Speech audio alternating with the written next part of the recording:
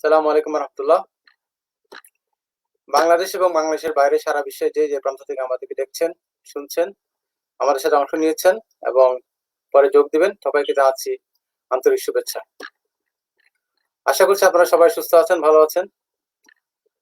আমরা আজকের মাইগ্রেশন এবং বাংলাদেশ নিয়ে আজকের এই আলোচনা আমরা শুরু করতে যাচ্ছি।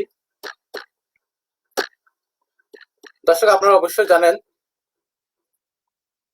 18 কোটি মানুষের এই বাংলাদেশ, যদিও এই দেশে অনেক ছোট। এই দেশের জনসংখ্যা এবং জনবসতি অনেক ঘন এবং বিশ্বের সবথেকে বেশি ঘনবসতিপূর্ণ এলাকা, এবং স্বাভাবিকভাবেই প্রতি বছর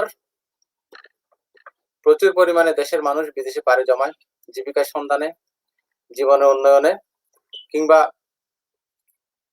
আরো অধিকতর উন্নত জীবন যাপন করার জন্য। একটা পরিসংখ্যানে আসছে বাংলাদেশের 12 থেকে 15% মানুষ বিদেশে অবস্থান করে। সেটা অর্থনৈতিক কারণে, কেউ পারিবারিক ভাবে বিদেশে পাড়ি জমায়, কেউ পড়াশোনা করার জন্য অথবা চাকরি সূত্রে বাংলাদেশ থেকে বিদেশে চলে যায়। আমরা এত পরিমাণ বাংলাদেশের যদি 1 কোটির মানুষের যদি আমরা হিসাব ধরি, তাহলে এত পরিমাণ জনসংখ্যা বাংলাদেশের বাইরে অবস্থান করছে, এবং স্বাভাবিকভাবেই তাদের সাথে বাংলাদেশের মাটির কানেকশন, বাংলাদেশের মানুষের সাথে কানেকশন, আত্মীয়তার বন্ধন এটা রয়ে যায়, এবং সেই ক্ষেত্রে একটা সম্পর্ক কোনো না কোনোভাবে জড়িত থাকে। বাংলাদেশের মতো বিশ্বের বিভিন্ন দেশ থেকে মানুষ পাড়ি জমে উন্নত বিশ্বে উন্নত জীবনের জন্য,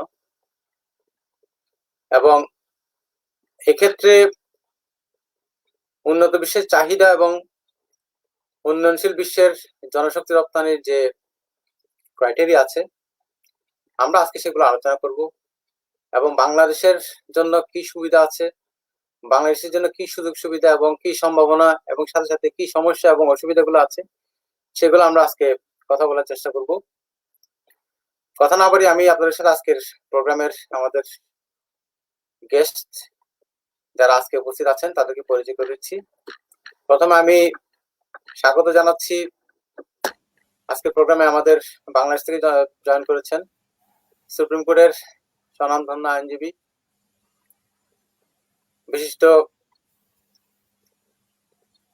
আইনবিদ এবং আমার একান্ত শ্রদ্ধাভাজন জনাব ব্যারিস্টার ফয়েজ উদ্দিন আহমেদ।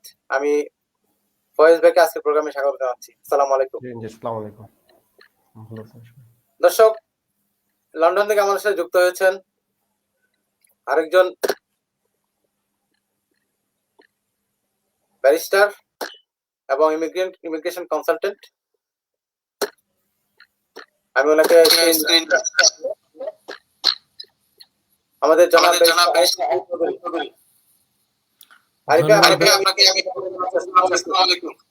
ওয়ালাইকুম আসসালাম বেলাল রশিদ চৌধুরী, ধন্যবাদ আপনাকে। আপনার এই সুন্দর অনুষ্ঠান আমাকে আমন্ত্রণ জানিয়েছেন। সেই সাথে আজকে যারা প্যানেলে আছেন সবাইকে আমি স্বাগত জানাচ্ছি এবং ধন্যবাদ জানাচ্ছি। আশা করি আপনারা সবাই মূল্যবান সময় দিচ্ছেন, এই জন্য কমিউনিটিতে ডেফিনেটলি এটার একটা কন্ট্রিবিউশন যাবে আশা করছি। Thank you. ধন্যবাদ। আমি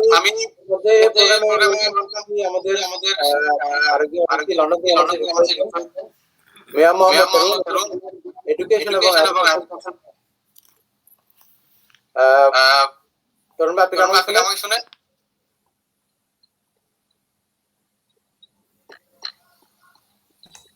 হ্যাঁ, আমি আপনাকে শুনতে পাচ্ছি। থ্যাংক ইউ আমাকে ইনভাইট করার জন্য, এবং আজকে যারা জয়েন হয়েছেন প্যানেলে এবং যারা শুনছেন সবাইকে স্বাগত। ধন্যবাদ। আরেকজন গেস্ট আছেন বাংলাদেশ থেকে আমার জনাব মোহাম্মদ আলী। উনি একজন বাংলাদেশের হিউম্যান রিসোর্স আমি জি, আসসালামু আলাইকুম। বন্ধু বেলাল রশিদ চৌধুরীকে ধন্যবাদ আমাকে এই অত্যন্ত গুরুত্বপূর্ণ অনুষ্ঠানে আমন্ত্রণ জানার জন্য। আর দেশ এবং দেশের বাইরে যারা দর্শক শ্রোতা এই অনুষ্ঠান উপভোগ করছেন তাদের সবাইকেও ধন্যবাদ জানাচ্ছি। ধন্যবাদ। আমি যে বাংলাদেশের জনসংখ্যা এবং বিশ্ব মাইগ্রেশন এটা বিভিন্ন ক্রাইটেরিয়া এবং আপনারা যারা বা বিদেশে যাবেন তাদেরও কিছু নলেজ আছে। আমি প্রথমেই উনি এদেশে পড়াশোনা করেছেন, ল গ্রাজুয়েট এবং বছর আগে আমি ওনাকে দেশে যাওয়ার পর নন রেসিডেন্ট বাংলা হিসেবে আপনি একজন উচ্চশিক্ষিত স্কিলড মানুষ হিসেবে আপনি দেশে কি চ্যালেঞ্জের সম্মুখীন হন? জনাব ফয়েজ ভাই। আসসালামু আলাইকুম। ধন্যবাদ জনাব বেলাল রশিদ চৌধুরী এবং আজকের অতিথিবৃন্দ আমাকে ইনভাইট করার এবং সেই সাথে আজকে যারা অনুষ্ঠান দেখছেন তাদের সকলকে স্বাগত এবং ধন্যবাদ জানাচ্ছি। যারা বিশ্বের যে যেখান থেকে দেখছেন, আমি একটু কনফিউজ আছি, আমার কথা কি স্পষ্ট শোনা যাচ্ছে? জি। ধন্যবাদ সবাইকে। তো জনাব চৌধুরী, আপনি প্রশ্ন করেছেন, বেলাল রশিদ চৌধুরী প্রশ্ন করেছেন দেশের চ্যালেঞ্জ কি? আচ্ছা, আমি আমার দৃষ্টিতে যেটা মনে করি যে যারা দেশে আসবেন বাহিরে থেকে কোনো টার্গেট নিয়ে, প্রথমত হচ্ছে যে ওনাদের কেরিয়ারটা কি, মানে কেরিয়ার চুজিং হচ্ছে একটা ইম্পর্টেন্ট কোয়েশ্চেন এবং এটা হচ্ছে আমার এক নাম্বার। আমি বলবো this is also challenging point. ওনাদের কেরিয়ারটা কি, ওনারা কি জবে আসতেছেন নাকি প্র্যাকটিস নাকি বিজনেস থেকে এন্টারপ্রেনিয়র কি করতে আসবেন, এটা হচ্ছে দ্য কেরিয়ার চুজিংটা। হ্যাঁ, একটা পয়েন্ট, একটা ফ্যাক্টর আমি বলবো। নাম্বার 2 হচ্ছে যে ল্যাক অফ প্র্যাকটিক্যাল নলেজ। এটা আমি এই জন্য আনবো, এটাকে যদি আমি আমার প্রফেশন থেকে দেখি, দেখা যাচ্ছে যে যারা ইউনিভার্সিটি ফ্রেশ গ্রাজুয়েট হওয়ার পরে যারা প্র্যাকটিস শুরু করেছেন এজ অ্যাপ্রেন্টিস হিসেবে আমি এই জন্য বলবো, যারাই আপনারা জানেন ল গ্রাজুয়েট হন, ফাইনাল ইয়ারেই ওনারা একজন সিনিয়রের আন্ডারে ওনারা কোর্টে আসা যাওয়া শুরু করতে পারেন। তো দেখা যাচ্ছে যে ওনার যাদের প্রিভিয়াস কোর্ট এক্সপিরিয়েন্স এবং প্র্যাকটিসিং এক্সপিরিয়েন্স আছে এবং এরপরে বাহিরে পড়তে গিয়েছেন, আবার ব্যাক করেছেন, ওনারা কিন্তু প্রফেশনটা খুবই ভালো করছেন, বিকজ বাংলাদেশের প্রফেশনটা ওনাদের জানা আছে। আপনারা খোঁজ নিয়ে দেখেন, ইন্ডিভিজুয়াল কেসেসগুলো নিয়ে দেখেন, অনেকে এসে খুব তাড়াতাড়ি জাস্টিস হয়ে গেছে। অ্যাটর্নি জেনারেল অফিসে যোগ দিয়ে অ্যাসিস্ট্যান্ট অ্যাটর্নি জেনারেল থেকে ডেপুটি অ্যাটর্নি জেনারেল তাড়াতাড়ি হয়ে গেছে এবং আবার জাস্টিস হয়ে গেছে। এরকম আরো অনেকগুলো জায়গাতে এখানে এই পয়েন্টটাকে আমি নিয়ে আসছি, ল্যাক অফ প্র্যাকটিক্যাল নলেজ। যারা দেশে পড়ালেখা করেছেন কিন্তু ডাইরেক্ট বাহিরে চলে গেছেন, বাংলাদেশের প্র্যাকটিক্যাল এক্সপেরিয়েন্সের সাথে ওনারা হয়তো জড়িত হওয়ার সুযোগ পাননি, বাট দেশে এসেছেন বাইরে থেকে, ওনাদের জন্য চ্যালেঞ্জ হয়। তো এইটাকে আমি পয়েন্ট হিসেবে নিয়ে আসছি, ল্যাক অফ প্র্যাকটিক্যাল এক্সপেরিয়েন্স। তো এটা যদি এই পয়েন্টে এসে যদি আপনার স্ট্রং ডিটারমিনেশন থাকে, যে আমরা বলি না উই শ্যাল ওভারকাম বা আই শ্যাল ওভারকাম,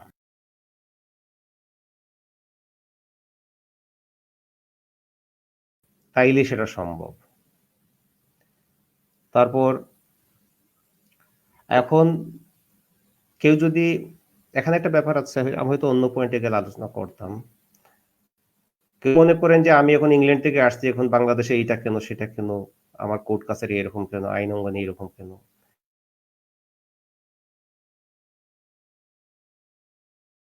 করতে যারা যাবেন, this is a foolish decision. কারণ আমরা স্টিল এখন অনেকে বলি আমরা বাংলাদেশ ফার্স্ট ওয়ার্ল্ডের সাথে থার্ড ওয়ার্ল্ডের তুলনা হয় না, এই তুলনা করতে যাওয়াটাই বোকামি। হ্যাঁ, আমাদের শর্টকামিংস আছে, কিন্তু we are overcoming those shortcomings. এটা আমি যদি হয়তো পরে আজকে সুযোগ পেলে বলবো, আমি কয়েকটা পয়েন্ট দিকে দেখবো। যেমন আমাদের হাইকোর্ট আজকেও কোন একটা ম্যাটার আমরা হিয়ারিং করেছি, সেখানে বাহিরের ডিসিশন খুব সুন্দরভাবে কোর্ট নিচ্ছে, গ্রহণ করতেছে। তো এগুলো তো মিডিয়ায় আসে না, আমরা তো সবসময় মিডিয়ার নেগেটিভ গুলো নিয়ে বসে আছি। এবং বাহিরের আমাদের বাংলাদেশের পাশাপাশি পার্শ্ববর্তী দেশের ইন্ডিয়ার ডিসিশন, এবং ওই আলোকেই আমরা যখন হাউস অফ লর্ডস এর ডিসিশন দেখাচ্ছি, কোনো কোর্ট অত্যন্ত খুশি হয়ে সেই আর্গুমেন্টটা নিচ্ছেন, এবং সেই মামলাটা হচ্ছে আপনারা জানেন চাঞ্চল্যকর সিলেট এমসি কলেজের গ্যাং রেপের মামলা on the doctrine of vicarious liability. মানে আমি হয়তো বেশি দূর যাব না, তো এখন অনেকেই দেশে আসার পর কম্পেয়ার করা শুরু করে দেন। তা আমি বলবো যারা এই কম্পেয়ার করা শুরু করে দেন, ফার্স্ট অফ অল আমার এখানে রিয়েকশন হচ্ছে এই কম্পেয়ার করাটা বোকামি। আমার দৃষ্টিতে এটা একান্ত আমার নিজের অভিমত। আমি নিজে দেখেছি অনেক ব্যারিস্টার সাহেব হাইকোর্টে এসে বলতেছেন যে এত গরমের মধ্যে কি কোর্টে যাওয়া যায়? তো এটা তো আমার দেশ, আর নিজের বাড়িকে, নিজের মাকে তো অস্বীকার করা যায় না, নিজের বাড়িকে অস্বীকার করা যায় না। তো উনি যদি হাইকোর্টকে গরম বলেন, তো সদরঘাটের কোর্ট কাছারিতে গেলে উনি কি বলবেন? তো এটা এটা হ্যাঁ, this is also a challenge, but এই চ্যালেঞ্জ ওভারকাম করার আমি বলবো যে স্ট্রং ডিটারমিনেশন থাকা উচিত। এইটাই হচ্ছে আমার শর্ট অভিজ্ঞতা। এনআরবি যারা দেশের বাইরে আমরা ছিলাম, আছি, যাই, আসা যাওয়া করি, হ্যাঁ এটা ভালো, ওনাদের একটা কম্পারেটিভ স্টাডি করার একটা সুযোগ হয়। কিন্তু এই বাহিরের ভালো এক্সপেরিয়েন্সটা তো আমি আমার দেশে কাজে লাগাতে পারি। একটা সময় আমারও সুযোগ হয়েছিল ইংল্যান্ডে থাকার, দেখা যাচ্ছে যে সেখানে আপনাদের মতো হ্যাঁ আরো আমাদের ওই যে আমরা সিমিলার ট্রেনিং বা আমরা স্টাডি সার্কেলগুলোতে আমরা যারা বসতাম, দেখা যাচ্ছে হিথ্রো এয়ারপোর্টে ঠিকই আমি লাগেজ টানছি, কিন্তু ঢাকা এয়ারপোর্টে নামার পরে আমি কিন্তু কুলি খুঁজতেছি আমার লাগেজটা টানার জন্য। সেই আমি আবার এয়ারপোর্টে নেমে ঢাকায় যখন আমি চেঞ্জ হয়ে যাচ্ছি। আমার নিজের দেখা অভিজ্ঞতা, কাতার এয়ারওয়েজ বা এমিরেটস এয়ারলাইন্সে গেলে আমি যে বিহেভটা করি, বিমান বাংলাদেশ এয়ারলাইন্সে আসার পরে আমার চেহারাটা চেঞ্জ হয়ে যায়। আমি নিজের চোখে হিথ্রো এয়ারপোর্টে এই ব্যবহারটা দেখেছি। তাইলে এর সমস্যাটা বিমান বাংলাদেশ নাকি আমার? আমি মনে করি এটা আমাদের। তো আমরা যারা মাথা থেকে এই সমস্যাগুলো ঝেড়ে ফেলতে না পারবো, তাদের কাছে বাংলাদেশটা সবসময় খারাপ মনে হবে। আমি ব্যক্তিগত এত খারাপ মনে করি না। স্ট্যাটিস্টিক্যাল ডাটাগুলো নিয়ে দেখেন, এবং আমি এটাকে আমি ব্যক্তিগতভাবে অত্যন্ত সম্ভাবনাময়, এবং ওই যে একটা গান আছে না ইংলিশে, যে উই শ্যাল ওভারকাম। কে কি করলো না করলো এটা দেখার বিষয় না, এটা 18 কোটি মানুষের দেশ, এটা উঠে দাঁড়াতেই হবে, দাঁড়াবে। এখানে সম্ভবত কেউ ঢাকা ইউনিভার্সিটি ল ডিপার্টমেন্টের আছেন অনেকেই, আমাদের ডিপার্টমেন্টের সায়েন্স অ্যান্ড বিল্ডিংটা একটু ঘুরে দেখেন, মনটা ভালো হয়ে যাবে। যেটাকে সেই যে 30 বছর আগের যে জোড়াজীর্ণ বিল্ডিং, ভিতরে বসার জায়গা ছিল না, বিভিন্ন ধরনের বেসিক ফ্যাসিলিটিস গুলো ছিল না, এখন আসছে। কিভাবে আসছে? আমাদের যে সকল টিচাররা দেশের বাইরে গিয়েছেন, ওনারা বাইরের কনসেপ্টটা এখানে নিয়ে আসার চেষ্টা করেছেন, অ্যালামনাইদের সাথে কন্ট্যাক্ট করেছেন, অ্যালামনাইরা সেখানে স্পন্সরশিপ দিয়েছে। প্রাইভেট ইউনিভার্সিটির সাথে কম্পেয়ার করে এখানকারও, হ্যাঁ হয়তো প্রাইভেট ইউনিভার্সিটি সমান হতে পারছে না, সমান হবে না, বাট যে ডিপার্টমেন্ট আপনি রেখে গেছিলেন ভিতর বিল্ডিং গুলো ঘুরে দেখবেন, এবং সেই ডিপার্টমেন্ট আপনি আর পাবেন না, মানে তার চেয়ে অনেক অনেক ভালো একটা পরিবেশ আপনি সেখানে পাবেন। তো আমি মনে করি আমি 3টা পয়েন্ট এখানে আলোচনা করেছি। ক্যারিয়ার চুজিং একটা চ্যালেঞ্জ হতে পারে দেশে আসার ক্ষেত্রে। নাম্বার 2 হচ্ছে ল্যাক অফ প্র্যাকটিক্যাল এক্সপেরিয়েন্স, আর নাম্বার 3 হচ্ছে হ্যাঁ আপনি এনআরবি বা আমি এনআরবি, কিন্তু দেশে থাকার পর নিজেকে এটা আমার দেশ হিসেবে চিন্তা করতে হবে, তাইলেই এই শর্টকামস গুলো ওভারকাম করা সম্ভব। ধন্যবাদ সবাইকে। ধন্যবাদ। আমি একটা প্রশ্ন করতে চাই, সেটা হচ্ছে আপনি বলছেন যে বাংলাদেশের আগের বাংলাদেশ এখন নেই, এবং আপনি এদেশে অনেকদিন ছিলেন। পাশ্চাত্যের এক্সপেরিয়েন্স, লাইফস্টাইল এবং লিভিং কন্ডিশনের সাথে কম্পেয়ার করলে বাংলাদেশের কোনো তুলনা করা এখনো, আমরা বলবো না এর তুলনা মানে কম্পেয়ারেবল বা তুলনা করা যাবে। বাট আপনি কি মনে করেন এই বাংলাদেশের 10 বছর আগে যে কন্ডিশন, সেই কন্ডিশনের তুলনায় আমরা যে ইংল্যান্ডে বা অন্যান্য দেশে যারা আছি উন্নত বিশ্বে, বিশেষ করে তাদের জন্য কি এখন দেশ আরো সুইটেবল কিনা, মোর সুইটেবল কিনা? আমাকে সংক্ষেপে জবাব দিন। আপনার প্রশ্ন হচ্ছে, ধন্যবাদ, আপনার প্রশ্নটা হচ্ছে যে 10 ইয়ার্স আগে যে বাংলাদেশ ছিল বর্তমানে তার চেয়ে ভালো আছে না খারাপ আছে, সেটা তো? লিভিং কন্ডিশন ওয়াইজ আমি জিজ্ঞেস করছি, হয়তো দেশের রাজনৈতিক অবস্থা বা সামাজিক অবস্থা অন্য, কিন্তু living condition private sector is improving in a significant way. যদি আমি ডিপার্টমেন্ট ওয়াইজ বলি, যেমন আচ্ছা আমি একটা সরকারি অফিসের কথা বলি, হ্যাঁ এই যে আমাদের এই যে ফাইন্যান্স মিনিস্ট্রির আন্ডারে সেখানে একটা ডিপার্টমেন্ট আছে মাইক্রো ফাইন্যান্সকে রেগুলেট করে। মাইক্রো ফাইন্যান্স আমরা সবাই জানি, সবার আজকে যারা আছে এই প্যানেলে। মাইক্রো ফাইন্যান্সকে রেগুলেটরি অথরিটি, এটা কিন্তু আমরাও এর আগে ছিলাম, 2000 সালের আগে এগুলো ছিল না কিছু। 2006 একটা ইয়ে হয়েছে, এটা ল হয়েছে এবং রুলস হয়েছে এটার উপরে। যখন কোনো প্রচুর মানে এক কথায় এনজিও গুলো যে মাইক্রো ফাইন্যান্সের ঋণ ইয়ে করে, এখন প্রচুর এ নিয়ে অনেক বদনাম ছিল এর আগে। এখন সেখানে দেখা যাচ্ছে তার রুলস, ল এবং রুলস, পার্লামেন্টের অ্যাক্ট আছে এবং তার আন্ডারে রুলসও আছে, এবং সেই হিসেবে একটা আলাদা প্রতিষ্ঠানও আছে। এবং তার সরেজমিনে যখন তদন্ত করতেছে কোনো কোথাও কোনো ইরেগুলারিটি পেলে, এক একটা রিপোর্ট হাতে আসলে আমরাই অবাক হয়ে যাই যে এটা হয়তো বা এই রিপোর্টটা কোনো চার্টার্ড অ্যাকাউন্টেন্ট করে দিয়েছে। মানে আমি বলতে চাচ্ছি this is a betterment, this is a development. এবং এইসব মামলা যখন আমাদের কাছে আসতেছে, এটা এইসবকে কাউন্টার করতে গিয়ে কোর্টে আমাদের আমরা অনেক হিমশিম খেতে হচ্ছে। লেবার ল, হ্যাঁ আমাদের ঠিক, আমরা যেরকম মুক্তিযুদ্ধের স্বাধীনতা অর্জন করেছি অনেক রক্তের বিনিময়ে, আমরা হ্যাঁ আমাদের হুশ জ্ঞান ফিরে অনেক পরে। এইটা লেবার মানে শ্রম শিল্প আইন, যেটা এই টোটাল ডেভেলপমেন্টটা হয়েছে after the disaster of Tazreen and Rana Plaza. Tazreen এবং তাজরিনে সেখানে ফায়ার, আগুন লেগেছিল, রানা প্লাজায় কি হয়েছিল আমরা সেটাও দেখেছি। কিন্তু এরপরে যখন বাহিরের বিদেশি বায়াররা যখন সেখানে বন্ধ করে দিল, তাদের অর্ডার গুলো ক্যান্সেল করলো, ইনক্লুডিং লন্ডনের টেস্কো কিন্তু অর্ডার ক্যান্সেল করে নিয়েছিল বাংলাদেশ থেকে। সেটা নিয়ে কিন্তু হাইকোর্টে মামলা হয়েছে এবং সেখানে টেস্কোর পক্ষে কিন্তু রায়টা গিয়েছে। না সরি, টেস্কোর পক্ষে জানি, টেস্কোর বিপক্ষে গেছে, আমি ভুল বলেছি, সরি। তো এখানে আমি লেবার লতে ফিরে আসতেছি। টোটাল লেবার ল এবং লেবার রুলসটার যে ডেভেলপমেন্ট হয়েছে বাংলাদেশে এবং আরএনজি সেক্টর, এটা একটা সিগনিফিকেন্ট ডেভেলপমেন্ট ভিতরে। এবং এত বেশি ইন্সপেকশন, এত বেশি কমপ্লায়েন্স, যে অনেকে ভয়ে এখন গার্মেন্টস যদি ঠিকমতো চালাতে পারতেছেন তাহলে বিক্রি করে দিচ্ছে।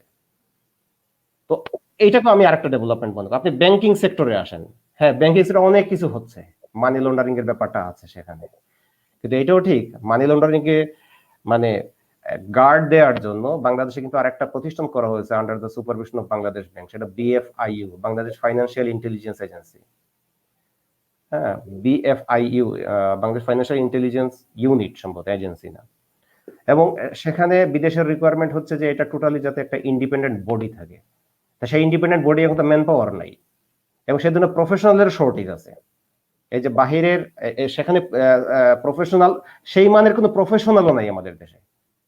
কিছু চার্টার্ড অ্যাকাউন্টেন্সি যারা পড়েন আর কিছু মানি লন্ডারিংটা দেখেন, এবং আপনারা যারা লিগ্যাল প্রফেশন ওইসব দেশে আছেন, আপনারা জানেন যে এই যে ফিনান্সিয়াল ডিলিংসটা তো খুবই একটা সেন্সিটিভ ইস্যু। যে সফটওয়্যার হইতে গেলে এটা কিন্তু দেখে, প্রপার্টি বিজনেস করতে গেলে এটা দেখে, কোথাও ব্যাংকে গেলে এটা দেখে, ওই ক্রেডিট স্কোরিং আমরা যেটা বলি। আবার আসবো, আমি একটু আপনাকে এখানে রাখছি, যেহেতু আমার সময়টা একটু লিমিটেড। আমি ব্যারিস্টার আরিফ ভাইয়ের কাছে আসতে চাই। জনাব আরিফ ভাই, আপনি কি আমাকে শুনতে পাচ্ছেন? জি, শুনতে পাচ্ছি।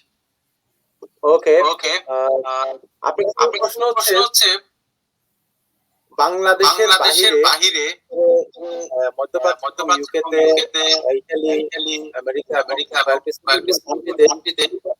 বাংলাদেশের মেজর পপুলেশন থাকে। এক্ষেত্রে আপনার বিশ্লেষণ কি যে বাইরে যারা তাদের ইমপ্যাক্ট দেশে, তাদের ইমেজটা কি? ওকে, ধন্যবাদ Belal Rashid Chowdhury.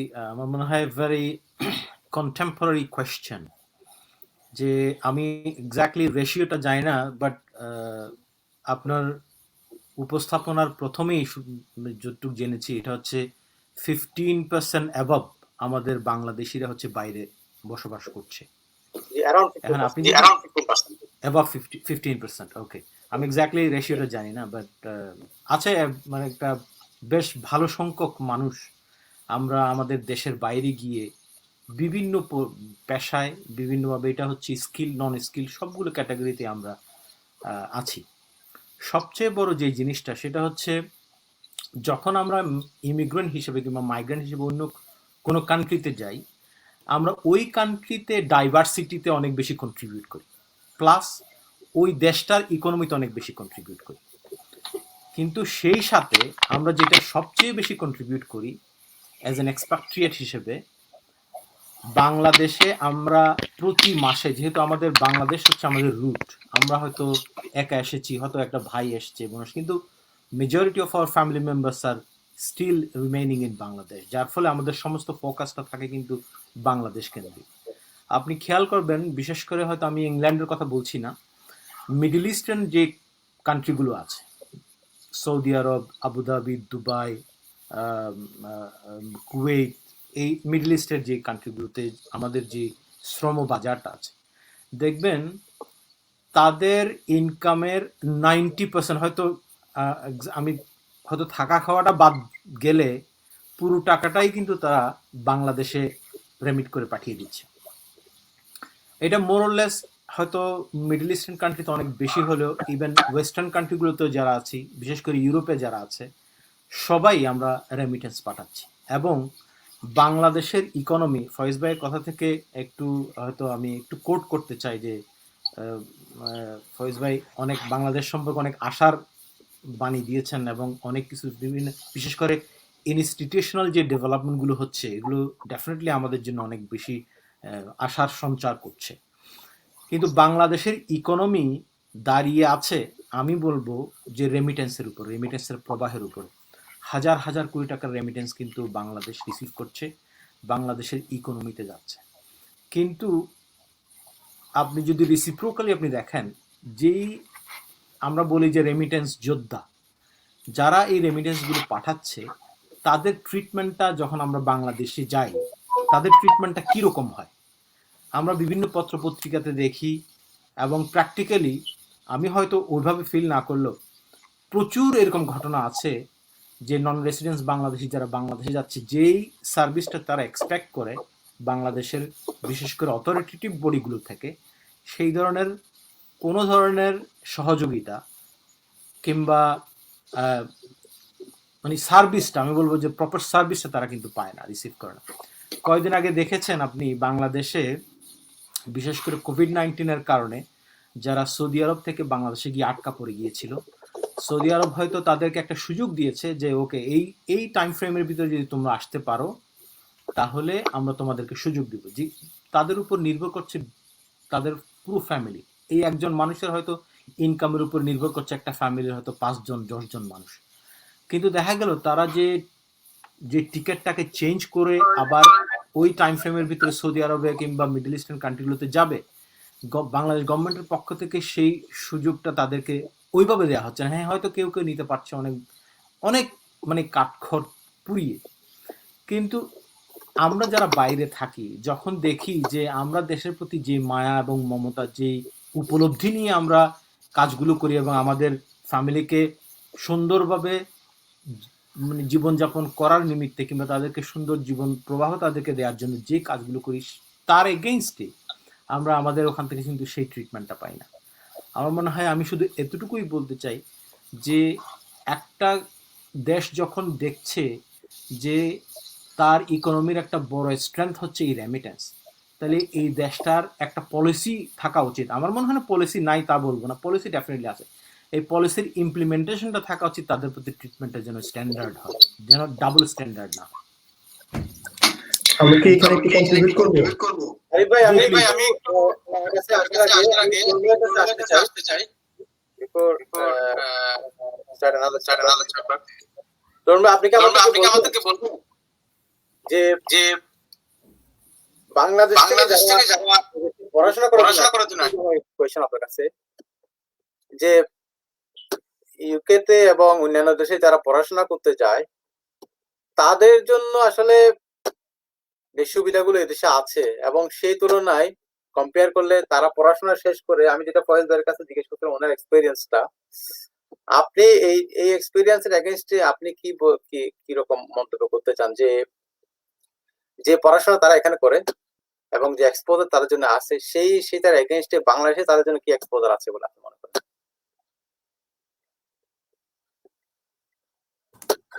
Thank you.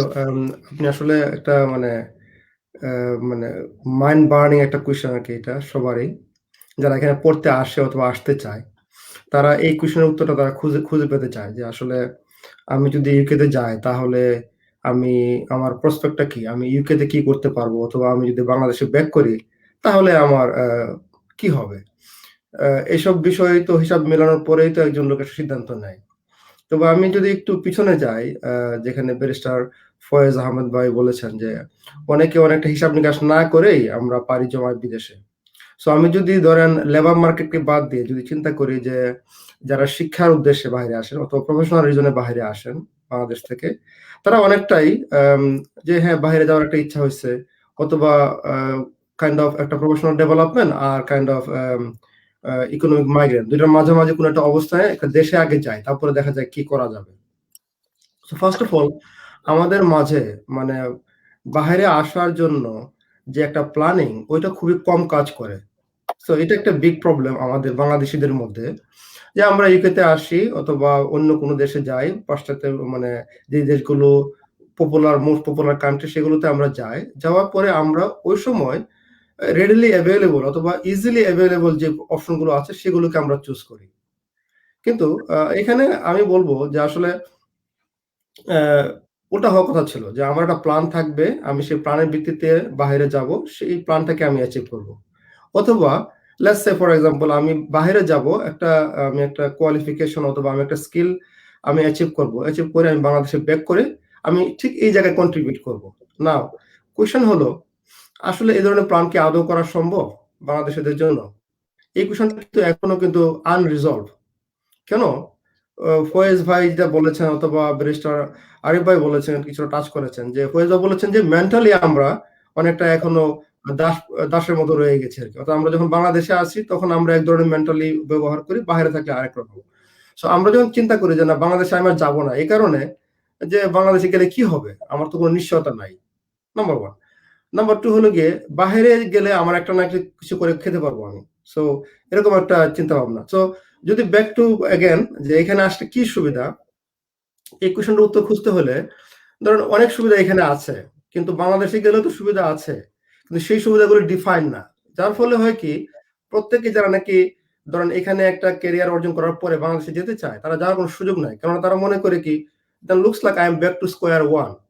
Because আমি তো এখন অনেকটুকু সময় পার হয়ে আসছি। বাংলাদেশ থেকে আমি আসছি ৫ বছর, এখানে আমি একটা লেভেলে পৌঁছেছি। কিন্তু বাংলাদেশে যখন আমি যাচ্ছি, I do not know where I'm gonna stand, what I'm going to do and what that will bring to me. ঠিক আছে? যার ফলে এই চ্যালেঞ্জটা এখনো থেকে যাচ্ছে। কিন্তু বাহিরে যারা আসে, যদি এই কোয়েশ্চেনটাকে উত্তর দিতে হয়, বাহিরে যারা আসে তাদের জন্য কি অপরচুনিটি আছে? অবশ্যই আমরা জানি যে এইখানে সমস্যা হলো গিয়ে বেসড অন ফেয়ারনেস, যে একজন লোক কি হতে চায় ওটা মেইন বিষয় না। বিষয়টা হলো গিয়ে তার প্যাশনটা কি। যেমন ধরেন একটা ছাত্রকে কোনো সময় বলা হয় না যে তুমি ইঞ্জিনিয়ার হও অথবা ডাক্তার হও। কিন্তু আমাদের বাংলাদেশে কিন্তু আমরা তাই বলি, তাই করি। কিন্তু এখানে কিন্তু তা বলে না। What you like about? তুমি কি পছন্দ করো? যেমন ধরেন এখানে যে ধরেন টপ ক্লাস জব করে তারও যে একটা প্রেস্টিজ আছে, তার একটা সম্মানবোধ আছে, তার একটা আ সমাজে একটা স্থান আছে। আবার যে নাকি সমাজের একেবারে এন্ট্রি লেভেলে জব করছে তারও একটা পার্সপেক্টিভ আছে। যেমন ধরেন কেউ হয়তো দেখা যাচ্ছে কি মানে খুব হাইলি স্কিল, কিন্তু শুধু তার ফ্যামিলিকে টাইম দেওয়ার জন্য সে হয়তো নিজেকে একটু সময় আলাদা করে নিচ্ছে, সে আরো মানে এন্ট্রি লেভেলের জব করছে। ঠিক আছে, এই সুযোগগুলো এই দেশে আছে। কিন্তু বাংলাদেশে যেটা হয়, যেমন ধরেন আপনি একজন professional, you always be a professional. If you are not a professional then you are nothing. আপনি যদি একটা মানে পজিশনে থাকেন, যতক্ষণ আপনি পজিশনে আছেন ততক্ষণ পর্যন্ত ইউ আর রেসপেক্টেড। আপনি যখন পজিশনে নাই then you are no one. কিন্তু এই দেশে কিন্তু এই পজিশনটা নাই। So therefore people like it. People think আমি এত কেওয়াসে যাব কেন? আমার তো তার চেয়ে বেটার লাইফ ম্যানেজমেন্ট এখানে আছে, সিস্টেম এখানে আছে। সো আমি তো এখানে করতে পারি। এটাও একটা সামাজিক একটা মানুষ at the end of the day কি চায়? তার একটা কমফোর্ট চায়। সে চায় যে তার লাইফের জন্য সে কোনো সময় যেন একটা স্ট্রেসের মধ্যে না পড়ে। মানুষ যখন একটা পর্যায়ে ব্যাচেলর থাকে তখন সে রিস্ক নেওয়ার একটা টেনডেন্সি থাকে। যখন সে সংসার শুরু হয়ে যায় তখন সে মনে করে কি, okay let's see how I can have a better life. আমার বাচ্চারা কিভাবে বেটার লাইফ পাবে। এখানে ধরেন বাঙালি যারা নাকি আছেন, যারা নাকি প্রফেশনাল লেভেলে বিভিন্ন জায়গায় পৌঁছেছেন, তারা হয়তো চুজ করতো বাংলাদেশে যাওয়ার জন্য। কিন্তু because this things are not defined, এবং বাংলাদেশে এখনো ফয়েজ ভাই বলেছেন যে বাংলাদেশে অনেক কিছু উন্নতি হয়েছে। যেমন ধরেন আমি একটা উদাহরণ যদি বলি, বিএসটিআই একটা পণ্য রেজিস্টার করার জন্য এখন ভেরি স্ট্যান্ডার্ড একটা সিস্টেম তারা এস্টাবলিশ করেছে। কিন্তু আমি যখন একটা পণ্যকে রেজিস্টার করতে যাচ্ছি তখন দেখতে পাচ্ছি যে আসলে এই স্ট্যান্ডার্ড প্রসেসটা শুধু এস্টাবলিশ করা হয়েছে কাগজে কলমে, কিন্তু এর পিছনে আরো অনেকগুলো কিন্তু থেকে যাচ্ছে। কিন্তু চিন্তা করেন, আমি তো এইভাবে এখানে চিন্তা করি না। আমি যখন এখানে আমি কোনো একটা অফিসে যাই, আমি যখন অফিসের প্রসিডিউর একটা ফাইল সাবমিট করি, আই এক্সপেক্ট দ্যাট যদি এটা 3 সপ্তাহ বলে থাকে তাহলে এটা 3 সপ্তাহের মধ্যেই সম্ভবত হবে, অথবা যদি কোনো কারণে এক্সটেনশন হয় তাহলে আমাকে বলবে যে we need some more time. কিন্তু বাংলাদেশে আপনি শুধু ফর্মটা ফিল আপ করতে পারবেন, কিন্তু এরপরে কতদিন লাগবে এটা ডিপেন্ড করবে আপনি কি পরিমাণ খরচ করতে পারবেন। যদিও এটা মানে খুব বাস্তবতা, এটা বলতে খুব আমাদের মানে হয়তো আমরা সংকোচ বোধ করি, কিন্তু this is what happening. Secondly আরেকটা হলো গিয়ে, যেমন ধরেন বাংলাদেশি প্রফেশনাল মানে সারা ওয়ার্ল্ডে কিন্তু বিভিন্ন জায়গায় আছেন, তারা কিন্তু চাইলে কিন্তু কন্ট্রিবিউট করতে পারেন। যেমন অ্যালামনাই অ্যাসোসিয়েশন আছে, অথবা গভর্নমেন্টের হয়তো সেকেন্ডারি অর্গানাইজেশন থাকতে পারতো, যারা বিদেশে থাকবে তারা এনআরবি বা স্টিল বাংলাদেশে কন্ট্রিবিউট করতে চাইলে একটা প্রপার চ্যানেল আছে। বাংলাদেশে কিন্তু এই ধরনের কোনো প্রপার চ্যানেল নাই, কিন্তু মালয়েশিয়াতে বলেন, তার্কিতে বলেন, যারা নাকি মানে খুব র্যাপিডলি ডেভেলপ করেছে তারা কিন্তু এই সুযোগটা নিয়েছে। আমি আপনাকে এখানে স্টপ করছি। আমি একটু আমাদের আরেকজন গেস্ট আছে এখানে বাংলাদেশ থেকে আমার সাথে জয়েন করছে, আমাদের জনাব আবু সালে। আমি আবু সালে থেকে শুনতে চাই আমাদের 2 এবং 3 আলোচক, যেটা আমি যদি সংক্ষেপে বলি যে আসলে এখানকার বাইরে যারা পড়াশোনা করে এবং দীর্ঘদিন থাকে, এটা উল্লেখযোগ্য পরিমাণ সময় থাকে, থাকার পরে অভ্যাস হয়ে যায় লাইফস্টাইলে। সেই লাইফস্টাইলটাকে মাথায় রেখে দেশের লাইফস্টাইলের সাথে খাপ খাওয়ানোর ক্ষেত্রে দেশের একটা যদি সিগনিফিকেন্ট ডেভেলপমেন্ট না হয়, তখন যে প্রবলেমটা তারা ফেস করে, এই ফেসটা ওভারকাম করার জন্য আমরা দেশ থেকে কি করতে পারি? জনাব আবু সালে। ধন্যবাদ। আমার মনে হয় যে অনেকগুলো গুরুত্বপূর্ণ আলোচনা এখানে বিজ্ঞ প্যানেল আমি শুনেছি, এবং দেশের প্রতি ভালোবাসা থেকে তাদের হতাশার কথা তারা ব্যক্ত করেছেন। কারণ দেশকে তারা যেভাবে আসলে দেখতে চান সেই জায়গাটাতে তারা হয়তো দেখতে পাচ্ছেন না। আমরাও যারা দেশে থাকি এই সার্ভিসগুলো আমরাও হয়তো আমাদের ডিজায়ার্ড লেভেলে আমরা অনেক ক্ষেত্রে পাই না, আবার অনেক ক্ষেত্রে হয়তো আমরা পাই আমাদের রেফার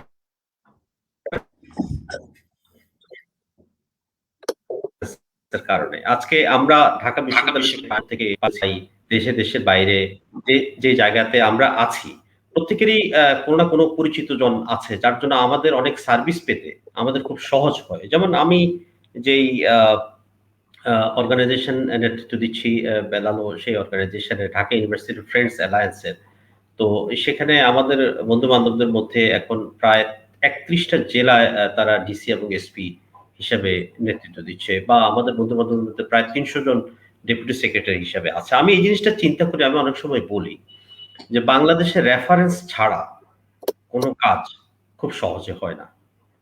এটি যেমন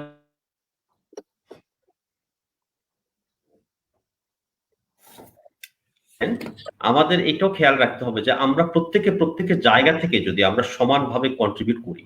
একটা হচ্ছে দুইটা বিষয় আছে, একটা হচ্ছে ম্যানেজমেন্ট প্যারাডাইম আর একটা হচ্ছে লিডারশিপ প্যারাডাইম। এখন লিডারশিপ প্যারাডাইম বিশ্বাস করে যে আপনার এই বর্তমান যে পরিস্থিতি আছে, আপনি আপনার জায়গা থেকে সেই পরিস্থিতিটাকে এলিভেট করার জন্য আপনি নিজে কি কন্ট্রিবিউট করছেন। আমরা যদি প্রত্যেকের জায়গা থেকে যদি আমরা কন্ট্রিবিউট করি, আমরা কিন্তু একটা মানে পৃথিবীটা কিন্তু কখনোই আমরা বলি না life is not a bed of roses. কোথাও আমার আপনার জন্য আসল পাতা নেই। আপনারা যে আজকে এখানে 3 জনে ইউকেতে আছেন এবং ফয়েজ ভাইও ইউকেতে বারাট ল করে এসছেন, দেশে এসছেন, আপনাদের কোথাও কিন্তু প্রত্যেকটা পদে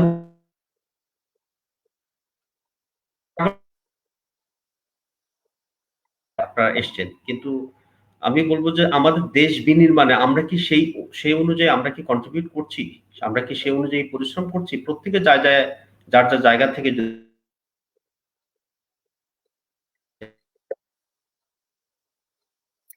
এখানে আবু সালে, আমি আপনার মনে সাউন্ডের সমস্যা হচ্ছে, আমি একটু আবার আরিফ ভাইয়ের কাছে আসি।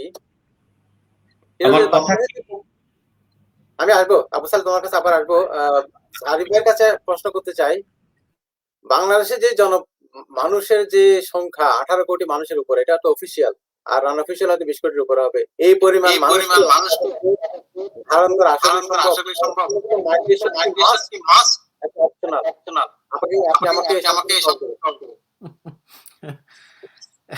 Migration is a must or optional? I think the answer is already hidden in your speech. Migration is not আমরা আসলে একটা হচ্ছে global village. The world is now global village. হয়তো physical migration is not a must, কারণ এখন যে অবস্থা, কিন্তু আমি আমার ইনফ্রাস্ট্রাকচারকে ওইভাবে ডেভেলপ করতে পারছি কিনা, আমার যে জনগণ, সেই জনগণকে আমি অন্ন, বস্ত্র, বাসস্থান, যেই ফান্ডামেন্টাল রাইটসগুলো, এগুলোকে আমি আসলে দিতে পারছি কিনা। যদি দিতে না পারি, এটা যদিও এই জিনিসগুলো আমরা, এগুলো কিন্তু মানুষের ফান্ডামেন্টাল রাইটস, কিন্তু আমরা কনস্টিটিউশন, আমরা বাংলাদেশের এগুলোকে ফান্ডামেন্টাল রাইটসের জায়গায় না রেখে বলছি যে যে প্রিন্সিপালস অফ স্টেট পলিসি, যাতে আমি যদি এটা প্রোভাইড করতে না পারি অ্যাজ এন স্টেট, তাইলে যাতে আমার বিরুদ্ধে কেউ কোনো ধরনের অ্যাকশনে যেতে না পারে। তো আই এম ভেরি ক্লেভার, কিন্তু ইনফ্রাস্ট্রাকচার অবস্থা যদি দেখি, আমি খুব সংক্ষেপে বলতে হয়, বাংলাদেশ এখন পর্যন্ত near down the line for 10 years still migration is a must. কারণ বেটার অপরচুনিটির জন্য যখনই দেখবে যে আমি আমার দেশে অবস্থান হচ্ছে, আমি বাইরে যেতে পারলে আমি হয়তো আমার ফ্যামিলিটাকে একটু বেটার অফ রাখতে পারবো, তাহলে মাইগ্রেশন তারা করবেই। সেই ক্ষেত্রে যতদিন না পর্যন্ত আমরা, এখন অবশ্যই এটা একটা আশার বাণী যে আমরা শুনেছি যে বাংলাদেশ এলডিসি থেকে এখন উন্নয়নশীল ডেভেলপিং কান্ট্রিতে যাচ্ছে। যখন ডেভেলপড কান্ট্রিতে যাবে, হয়তো migration will not be a must, হয়তো তখন বাইরের থেকে মানুষ হয়তো আমাদের দেশে আসবে। But at the moment I would say yes, migration is a must. Thank you. Okay, আপনার কাছে আমি এটা পুরো, সেটা হচ্ছে আমরা যখন বাংলাদেশে ছিলাম, তখন আমরা যারা বিশেষ করে ল ডিপার্টমেন্টে পড়তাম বা আরো আর্টস ফ্যাকাল্টি লিডিং ডিপার্টমেন্ট যেগুলো ছিল বা সায়েন্স ফ্যাকাল্টির, আমরা একটা কথা শুনতাম যে ইউনিভার্সিটির টিচাররা বিদেশে চলে এসে আর দেশে ফেরত যায় না এবং ব্রেন ড্রেইন হয়। আপনি এই 2021 সালে এসে আপনি ব্রেন ড্রেইনটাকে আপনি কিভাবে মূল্যায়ন করবেন? জি, ধন্যবাদ। ব্রেইন ড্রেনের ব্যাপারটা আমরা অনেকদিন ধরে শুনে আসছি যে মেধা পাচার, যে মেধা চলে যাচ্ছে আমাদের দেশ থেকে উন্নত বিশ্বে গিয়ে আর আসছে না। ইউনিভার্সিটি টিচার যাচ্ছে, বুয়েট থেকে যাচ্ছে, আরো অনেকেই যাচ্ছে। তবে আমরা যতটুকু দেখি এই কথাটা কিন্তু এখন পুরোপুরি সত্য হিসেবে মনে পুরোপুরি সত্য না, এক কথা শেষ। তার কারণ হচ্ছে যে আজকে যারা অ্যাপোলো হাসপাতাল যারা করেছেন, তারাও কিন্তু একসময় দেশের বাইরে চলে গেছেন, তাদের দেশে। তারা কিন্তু বাহিরে থেকে বাহিরের এই কনসেপ্টটা এনে অ্যাপোলো হাসপাতাল তাদের দেশে, আমি যতটুকু শুনেছি, ইন্ডিয়া তারা সেটা স্থাপন করেছেন। এমআইটি থেকে পড়ে এসে ইন্ডিয়ার আইআইটি তে কিন্তু গবেষণা করছে এখন। আমি বাংলাদেশের দুইটা রেফারেন্স দেই। নর্থ সাউথ ইউনিভার্সিটি, এটা 1992 সালে কিন্তু যাত্রা শুরু করে। তার first batch north south university 1992 তে যাত্রা শুরু করে। হয়তো আইন পাস হয়েছে, গভর্নমেন্ট অ্যাপ্রুভাল দিয়েছে, লেজিসলেশন হয়েছে, সেটা অন্য, কিন্তু কারা এখানে কিন্তু দেখবে যে সকল ইউনিভার্সিটির টিচাররা ছিলেন, তার বেশিরভাগ কিন্তু দেশের বাইরে থেকে ওনারা পড়ে আসছেন। আর একটা কথা আমি আনঅফিসিয়ালি শুনেছি, আমার কাছে কোনো অফিসিয়াল ডকুমেন্ট নাই, ওপেন ইউনিভার্সিটি কনসেপ্ট, যেটা সম্ভবত ডক্টর শমশের আলী স্যার এটা শুরু করেছিলেন, মোস্ট প্রবাবলি, আমি যদি ভুল না করে থাকি। এইটাও কিন্তু বাহিরের কনসেপ্ট হলো ওপেন ইউনিভার্সিটি কনসেপ্ট। তারপর এখন আপনি দেখেন ব্রাক ইউনিভার্সিটি, ইস্ট ওয়েস্ট, এরকম অনেকগুলো প্রাইভেট ইউনিভার্সিটি আছে। কিছু কিছু ইউনিভার্সিটি অ্যাডমিনিস্ট্রেটিভ বডিতেও আমাদের বসতে হয় লিগাল ওপিনিয়নের জন্য, এবং তারা আজকে প্রাইভেট ইউনিভার্সিটি থেকে পাশ করে কিন্তু কেমব্রিজের স্কলারশিপ নিয়ে যাচ্ছে। তার মানে সেই ধরনের প্রোডাকশন তৈরি হচ্ছে আমাদের ব্রেইন ড্রেইন। হ্যাঁ, আমি সেখানে ফিরে আসছি। ঢাকা ইউনিভার্সিটি ল ডিপার্টমেন্ট, ল ফ্যাকাল্টি এখন সাবজেক্টিভ এলএলএম দিচ্ছে, এবং এগুলো কে প্ল্যান করেছে? যারা সোয়াস থেকে পড়ে আসছে, অস্ট্রেলিয়া থেকে পড়ে আসছে, কেমব্রিজ থেকে আসছে, LAC London school of economics থেকে আসছে, ওনারা এসেই তো এটা ডিজাইন করেছেন। সুতরাং ব্রেইন ড্রেইন কথাটার সাথে আমি পুরোপুরি একমত না। আমি মনে করি যে মানে ব্রেইন কি বলবো, একটা ব্রেইন রিটার্নিং বলবো, আমি আমার ভাষায় বলবো আর কি। ভাই, আমি আপনাকে ধন্যবাদ জানাচ্ছি। আমরা মনে হয় দর্শক আপনার কাছে উত্তরটা পেয়ে গেছে। আসলে কনসেপ্টটা কিন্তু নাও ইজ চেঞ্জ, এটা চেঞ্জ হয়ে যাচ্ছে এখন। কারণ আসলে স্কিলের যে মানে transfer of skill, exchange of skill, এটা কিন্তু এখন গ্লোবাল হয়ে গেছে। আসলে কোন জায়গায় একটা দেশে ধরে রাখা বা একটা জায়গায় না যাওয়া, এটা কিন্তু আসলে এখন ম্যাটার করছে না। কারণ এইভাবে এখন ইনফরমেশন গুলো শেয়ার হচ্ছে, টেকনোলজি শেয়ার, যেমন এই যে কোভিড এর ক্ষেত্রে দেখলাম ওয়ার্ল্ডের বিভিন্ন দেশের মধ্যে তাদের মধ্যে ইন্টারনালি কনফ্লিক্ট আছে। চায়না বলেন, আমেরিকা বলেন, জার্মানি বলেন, বা ব্রিটেন বলেন, বা রাশিয়া বলেন, কিন্তু কোভিড এর ক্ষেত্রে আমি দেখলাম মানে ওয়ার্ল্ডের লিডিং সায়েন্টিস্ট যারা আছে তারা কিন্তু সব এক জায়গায় হয়েছে, because they have common interest now. তা আমি এই জায়গায়, যেহেতু বাংলাদেশের পপুলেশন কয়েকটা ক্যাটাগরিতে যায়, যেমন আপনার বিয়ে শাদী করে বা ফ্যামিলি কত কারণ, অনেকে ইমিগ্রেশন নেই, আবার অনেকেই পড়তে আসে, স্টুডেন্ট হিসেবে আসে, এবং অনেকে আসে জব নিয়ে আসে, ওয়ার্ক পারমিটে আসে। আমি আরিফ ভাইয়ের কাছে আসবো এখন। ইংল্যান্ডে এবং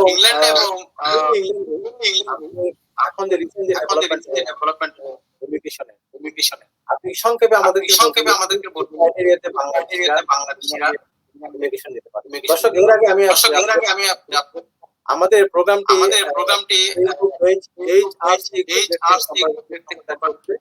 আপনারা সবাই দেখুন এবং জি, ধন্যবাদ বেলাল রশিদ চৌধুরী। আমি খুব সংক্ষেপে বলে দিচ্ছি রুটগুলো। সবচেয়ে বড় কথা হচ্ছে এখন নতুন যে ইমিগ্রেশন ক্যাটাগরিতে যে আপডেটগুলো এসছে, সেখানে আগে আমরা টিয়ার 4 হিসেবে জানতাম যে স্টুডেন্ট ক্যাটাগরি যেটা ছিল, এটা এখন আবার স্টুডেন্ট ক্যাটাগরিতে নিয়ে আসছে। স্টুডেন্ট ক্যাটাগরি একটা এখানে আসতে পারে, এবং এদের জন্য ইনসেন্টিভ হচ্ছে এই জুলাই 2021 থেকে ওদের জন্য আমরা যেটা আগে বলতাম যে পোস্ট স্টাডি ওয়ার্ক পারমিটের যে ভিসা 2 ইয়ার্সের, যে মানে এমপ্লয়মেন্ট মার্কেটটাতে এক্সপ্লোর করার জন্য তাদেরকে একটা ভিসা দিয়ে দেওয়া হবে। এটা হচ্ছে 2 ইয়ার্স, যখন তারা এদেশের ইউকেতে ডিগ্রি লেভেল অর অ্যাবভ কোনো ডিগ্রি নিবে, এবং যদি পিএইচডি স্টুডেন্ট হয় তাহলে সেক্ষেত্রে তারা 3 ইয়ার্সের এই ভিসাটা পাবে। তাহলে এটা একটা ভালো ইনসেন্টিভ, এটা একটা ভালো রুট, যেটা মানে স্টুডেন্ট ক্যাটাগরিতে আসবে এবং গ্র্যাজুয়েশন হওয়ার পরে তারা জব মার্কেটটাকে এক্সপ্লোর করতে পারবে, এবং they will get straight way 2 years visa. একটা রুট এটা। সেকেন্ড রুট আমি বলবো সেটা হচ্ছে স্কিল ওয়ার্কার রুট। আমরা আগে বলতাম যে টিয়ার 2 ক্যাটাগরি, মানে ওয়ার্ক পারমিট। অনেক আগে যদি বলি, ধরেন বিফোর 2012 ও 2009, এটা ছিল work permit, then it became tier 2 category. এখন এটাকে বলছে স্কিল ওয়ার্কার রুট। এই স্কিল ওয়ার্কার রুট একটা ম্যাসিভ ডেভেলপমেন্ট হয়েছে, এটা আমি বলবো, বিকজ যে জব লেভেলে আগে আসতে পারতো আমাদের মানে নন ইউরোপিয়ান ইউনিয়ন কান্ট্রিগুলো থেকে, আমরা বিশেষ করে আমরা সাবকন্ট্রি, আমরা বাংলাদেশ, পাকিস্তান, ইন্ডিয়া, নেপাল, এইসব কান্ট্রির কথাগুলোই বলছি, সেই ক্ষেত্রে এই স্কিল ক্যাটাগরিতে কিন্তু তখন লেভেল 6 অনওয়ার্ড জবগুলো করতে হতো। এটা হচ্ছে ম্যানেজারিয়াল পোস্টগুলো, কিন্তু ওরা এটাকে ডাউনগ্রেড করে এখন লেভেল 3-তে নিয়ে আসছে, যার ফলে মোটামুটি ধরনের জবগুলো কিন্তু এখন সবকটে আছে। So skill worker route is another route, এবং এই রুটটা হচ্ছে অনেকগুলো ফ্লেক্সিবিলিটি দিয়ে দেওয়া হয়েছে এখন, বিশেষ করে যারা স্পন্সর লাইসেন্স হোল্ড করবে। এই জন্য গভর্নমেন্ট কিন্তু এদেশের কোম্পানিগুলোকে বলছে যে তোমরা কাইন্ড অফ তাদেরকে বুস্ট আপ করছে এবং এনকারেজ করছে যে তোমরা স্পন্সরশিপ লাইসেন্স অ্যাপ্লিকেশন করে তোমরা লাইসেন্স নিয়ে নাও, যাতে তোমরা মাইগ্রেন্ট ওয়ার্কারদেরকে স্পন্সর করতে পারো। এবং এই ওয়ার্কারদের লেভেলটা তখন লেভেল 3-তে নিয়ে আসছে, যেহেতু অনেকগুলো জব ক্রিয়েট হয়েছে। সেকেন্ড যেই অপশনটা আমি বলবো স্কিল ওয়ার্কার রুট, এটা হচ্ছে শর্টেজ অকুপেশন। শর্টেজ অকুপেশন লিস্টে সবসময় ওরা কিছু ইনসেন্টিভ দিয়ে থাকে। এখানে আপনি অ্যাপ্লিকেশন যখন করবেন, অ্যাপ্লিকেশন ফির ক্ষেত্রেও আপনি একটু মানে কাইন্ড অফ সাবসিডি পাবেন। নর্মাল অ্যাপ্লিকেশন ফি যত টাকা, তার চেয়ে কমে আপনি অ্যাপ্লিকেশন করতে পারেন। কারণ হচ্ছে এই অকুপেশন এই সেক্টরটাতে তাদের আসলে লোক দরকার। এইটার আবার দুইটা ক্যাটাগরি আছে। নর্মাল ক্যাটাগরি আছে যেখানে ইঞ্জিনিয়ারিং, টেকনোলজিক্যাল অনেকগুলো সাইট, আবার আরেকটা হচ্ছে এনএইচএস এর সাথে, বিশেষ করে মেডিকেল প্র্যাকটিশনার যারা, নার্স যারা, ওদের জন্য এটা একটা বিশাল সেক্টর। এখানে এই একটা রুট আসতে পারে। থার্ড আরেকটা রুট হচ্ছে এন্টারপ্রেনার হিসেবে আগে যে ইয়াটা ছিল, এটাকে এখন বলছে ইনোভেটিভ ক্যাটাগরিতে এখানে আসতে পারে এখন।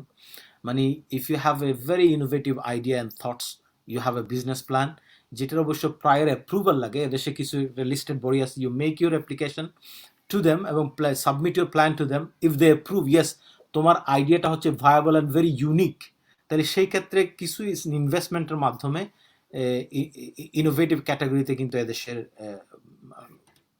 আসতে পারে। এবং এই প্রত্যেকটা রুটে স্টুডেন্ট ক্যাটাগরি ছাড়া অন্য সবগুলো ক্যাটাগরি যেগুলো আমি বর্ণনা করলাম, সবগুলোতেই কিন্তু সেটেলমেন্ট ট্রিগার করে। মানে এদেশে at the end of certain period 5 years পরে গিয়ে আপনি সেটেলমেন্ট ট্রিগার করতে। ইনোভেটিভ ভিসার ক্ষেত্রে 3 ইয়ার্স পরে গিয়ে কিন্তু সেটেলমেন্ট ট্রিগার করবে। So there are so many routes now available for the international overseas people, যে বিশেষ করে পোস্ট কোভিড যেই এরাটা এবং পোস্ট ব্রেক্সিট যে ইউকে, তারা যেহেতু ইউরোপিয়ান ইউনিয়ন থেকে চলে এসছে, ব্রেক্সিট হয়ে গিয়েছে অলরেডি, সেজন্য ভ্যাকিউমটা যেন তৈরি মানে ওইভাবে না তৈরি না হয় এবং তাদের জব মার্কেটটা যেন স্টেডি এবং স্টেবল থাকে, সেই জন্য এই ইনসেন্টিভগুলো দেওয়া হচ্ছে। আমার মনে হয় হয়তো এখানে এই আজকের ডিসকাশন হয়তো ইন ডিটেইল আলোচনার সুযোগ নেই, তো আমি মোটামুটি ভাবে টাচ করে গেলাম। জি, আমি দর্শকের সাথে আরিফ ভাই এখানে ন্যাশনাল স্বাস্থ্য সেবা যেটা বড় এমপ্লয়ার তাদের সব স্টাফ তাদের সাথে এর মধ্যে বিদেশিদের নন ব্রিটিশদের মধ্যে ইন্ডিয়ান হচ্ছে 25,809 এবং সেকেন্ড হচ্ছে ফিলিপাইনের 22,043 আর বাংলাদেশ প্রথম 16টি দেশের মধ্যে নেই যারা 2,000-এর উপরে এমপ্লয়ি, এবং বাংলাদেশ সম্ভবত 1,000-এর মতো বা সামথিং অ্যারাউন্ড দিস। তো এই যে ডেটা, এবং আপনি আরেকটা সিগনিফিকেন্ট জিনিস দেখবেন, সেটা হচ্ছে গত মাসে যেটা হয়েছে, ইংল্যান্ড এবং ইউকে এবং ইন্ডিয়া তারা একটা এগ্রিমেন্ট সাইন করেছে, সেটা হচ্ছে ইটিপি এনহ্যান্স ট্রেড পার্টনারশিপ, যেটা ফেব্রুয়ারি 2021-এ সাইন করা হয়। এর মাধ্যমে ইন্ডিয়ানরা যেহেতু ফ্লেক্সিবিলিটি আসছে, আপনার থ্রেশহোল্ড যেটা 35,000 থেকে এখন 25,000 আসছে বা সাম অ্যারাউন্ড, এই যে অ্যাডভান্টেজটা তারা কাজে লাগাচ্ছে। এবং এই ক্ষেত্রে আমি এই প্রশ্নটা আবু সালের কাছে করতে চাই, যেহেতু বাংলাদেশের সে স্কিল ডেভেলপমেন্টে কাজ করে এবং গভর্নমেন্টের বিভিন্ন এজেন্সির সাথে কাজ করে। ফিলিপিনেরা যদি এই হারে যদি তারা, বিশেষ করে নার্সের, আপনি যদি হসপিটালগুলো যান, নার্সিং সেক্টরে দেখবেন সব ফিলিপিনি, এবং হেলথ কেয়ার এবং সোশ্যাল কেয়ার সেক্টরে এই যে সেবা বাংলাদেশের মানুষের নেচারের সাথে যেটা মিলে যায়, বিশেষ করে বাংলাদেশের হেলথ সেক্টর কিন্তু প্রাইভেট সেক্টর কিন্তু ওভারঅল অনেক ডেভেলপ এখন। এই ক্ষেত্রে বাংলাদেশ সরকার এবং নন গভর্নমেন্ট এজেন্সি গুলা কি কি ভূমিকা পালন করতে পারে, জনাব আবু সালেহ? ধন্যবাদ এই প্রশ্নটা করার জন্য। আমি সম্প্রতি একটা পলিসি পেপার তৈরি করেছি বাংলাদেশ গভর্নমেন্টের বিআইজিএম বা এসইআইপি প্রজেক্টের আন্ডারে। তো সেখানে আমি readiness for fourth industrial revolution in ICT সেক্টরে সেটা আমি দেখছিলাম, এবং সেটি করতে গিয়ে আমি অনেকগুলো তথ্য আমার কাছে এসছে, যেটা আমাদের পূর্ববর্তী আলোচক বৃন্দ একটু আগেই উল্লেখ করেছেন, যে আমাদের স্কিল সেক্টরে বিশেষ করে আইসিটি সেক্টর আমাদের বর্তমান এটা একটা ফার্স্ট সেক্টর হিসাবে বিবেচিত হয়ে আসছে। বিশেষ করে গার্মেন্টস সেক্টরে যখন অটোমেশন হয়ে যাচ্ছে, সেই অটোমেশনের ফলে আমাদের প্রচুর জব কাট হচ্ছে, জব লসেস হচ্ছে। বিশেষ করে অটোমেশনের ফলে 5টা বড় ইন্ডাস্ট্রি কিন্তু ক্ষতিগ্রস্ত হচ্ছে। যেমন আমরা যদি বলি যে আরএমজি সেক্টর হচ্ছে, আমাদের টেক্সটাইল সেক্টর হচ্ছে, লেদার এন্ড ফুটওয়্যার হচ্ছে, ইভেন ট্যুরিজমও হচ্ছে। আগামী 2041 সালে আমরা 5.5 million people will lose there job. তো এই জায়গাতে আমাদের এখনই এই যে দক্ষতা ভিত্তিক আমাদের কর্মশক্তি আমাদেরকে কিন্তু তৈরি করতে হবে। সুতরাং এই দক্ষতাটা যদি আমরা এখন থেকে না করতে পারি, যেমন আমরা একটু আগে যেটা বলছিলাম যে নার্সের কথা, জাপান 60,000 নার্স নিয়োগ করবে, বিশেষ করে বাংলাদেশ থেকে। 13টি ক্যাটাগরিতে জাপান বিভিন্ন স্কিল ক্যাটাগরিতে তারা বিভিন্ন দেশ থেকে লোক নিয়োগ করবে। অন্যান্য দেশেও আমাদের যে আছে, আমরা যদি স্কিল ক্যাটাগরি দেখি, সেক্ষেত্রে আমাদের এখানে লোক নিয়োগ করবে। আরেকটি বিষয় আমি এখনই বলে রাখছি, যেটা যারা দেশের বাইরে আছে তারাও কিন্তু এখন দেশে কন্ট্রিবিউট করার পর্যাপ্ত সুযোগ আছে, কারণ আমাদের এখন 5 লাখ অ্যাক্টিভ ফ্রিল্যান্সার্স আছে আউট অফ 6,40,000 রেজিস্টার্ড ফ্রিল্যান্সার যারা আউটসোর্সিং করছে। জব এখন কিন্তু কোনো এটা কিন্তু কোনো লোকাল বিষয় না, এখন কিন্তু গ্লোবাল ক্যারিয়ার। দেশে বসেই কিন্তু দেশের বাইরে এখন টাকা আমরা আর্ন করতে পারছি। আমাদের দেশের অনেকেই দেশের বাইরের অর্ডার পাচ্ছে, দেশের বাইরে থেকে কাজ করে নিচ্ছে। তারা ওয়েবসাইট ডিজাইনিং করে দিচ্ছে, প্রোগ্রামিং করছে, তারা লার্নিং ম্যানেজমেন্ট সিস্টেম তৈরি করে দিচ্ছে, তারা গ্রাফিক্স ডিজাইনিং করছে, তাই না? বিভিন্ন ধরনের কাজ এখন দেশে বসেই আমাদের এটা তৈরি করছে। সুতরাং আমাদের high paid high salary job আমাদের এখন কিন্তু আইসিটি সেক্টরে তৈরি হচ্ছে। নার্সিং যেমনি আমরা আলোচনা করছিলাম, সেটি একটা হতে পারে। আমাদের প্লাম্বার, আমাদের আরো অন্যান্য যে যে স্কিল সেক্টর গুলো আছে, সেই ক্ষেত্রেও আমাদের দক্ষ জনগোষ্ঠী। আনফর্চুনেটলি পৃথিবীর মধ্যে সবচেয়ে অদক্ষ জনগোষ্ঠী কিন্তু হচ্ছে বাংলাদেশ থেকে আসছে, এবং কাতারের যারা আছে সেখানে একটা গবেষণায় দেখা গেছে যে 57% আমাদের হচ্ছে আনস্কিল লেবার যারা দেশের বাইরে কাজ করছে। সুতরাং আমার মনে হয় যে যারা আমরা আজকে এখানে প্রত্যেকে আলোচক হিসেবে আছি, আমরা সুনির্দিষ্টভাবে আজকে প্রস্তাবনা রাখবো দেশের বাইরে কোন কোন ক্যাটাগরিতে আমাদের খুব সংক্ষিপ্তভাবে আমরা স্কিল নিয়ে আসলে তারা দেশের বাইরে তাদের পিআর পেতে সুবিধা হতে পারে, ইমিগ্রেশন পেতে তাদের সুবিধা হতে পারে। আমরা কানাডাতে কথা বলি, আমাদের তো বন্ধু বান্ধব দেশের বাইরে সব জায়গাতেই আছে।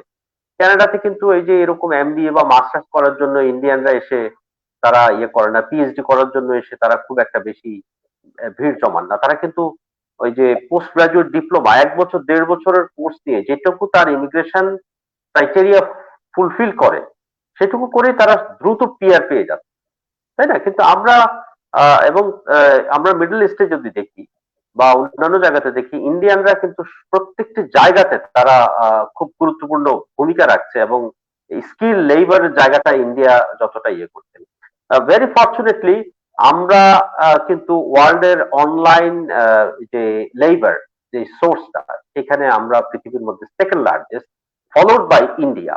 ইন্ডিয়া হচ্ছে নাম্বার 1 এবং সেকেন্ড পজিশন আমরা আছি। সুতরাং আমরা এই যে আমাদের দেশের, আমি কিন্তু ভবিষ্যৎ নিয়ে আমি খুবই আশাবাদী এবং আমি ব্যক্তিগতভাবে খুবই অপটিমিস্টিক একজন মানুষ। সুতরাং আমি মনে করি যে আমাদের যে ফোর্থ ইন্ডাস্ট্রিয়াল রেভলিউশনের যে চ্যালেঞ্জ গুলো আছে, যে ফিউচার স্কিল গুলো আছে, আমরা যদি সেগুলো এখন থেকে সমৃদ্ধ করতে পারি এবং আমাদের আইসিটি বেসড জবটাকে যদি আমরা আমাদের যে শিক্ষিত যে জনগোষ্ঠী, বিআইডিএস এর একটা সাম্প্রতিক গবেষণায় দেখা গেছে যে 2020 সালে সেখানে আমাদের মাস্টার্স পার্ট হচ্ছে 34.6% বেকার এবং ব্যাচেলার্স ডিগ্রি হোল্ডার হচ্ছে 36.5% হচ্ছে তাদের আনএমপ্লয়েড ইয়থ। তো আনএমপ্লয়েড এই এডুকেটেড ইয়থদেরকে আমরা কাজে লাগাতে পারি আমাদের আইসিটি স্কিল দিয়ে। আইসিটি সেক্টরকে আমরা যদি খুব ভালোভাবে কাজে লাগাতে পারি, তাদেরকে ভালোভাবে প্রোগ্রামিং শিখিয়ে, ভালোভাবে আমাদের এই video editing, digital marketing, nano technology, biotechnology, artificial intelligence, হ্যাঁ, তারপরে হচ্ছে ইন্টারনেট অফ থিংস, তারপরে হচ্ছে যে এম টু এম, আমরা এই ধরনের big data analysis, machine learning, robotics, এই ধরনের বিষয়গুলো নিয়ে যদি আমরা কাজ করছি এবং আমরা এই স্কুল অফ লাইফ থেকে, আমি যে প্রতিষ্ঠানটি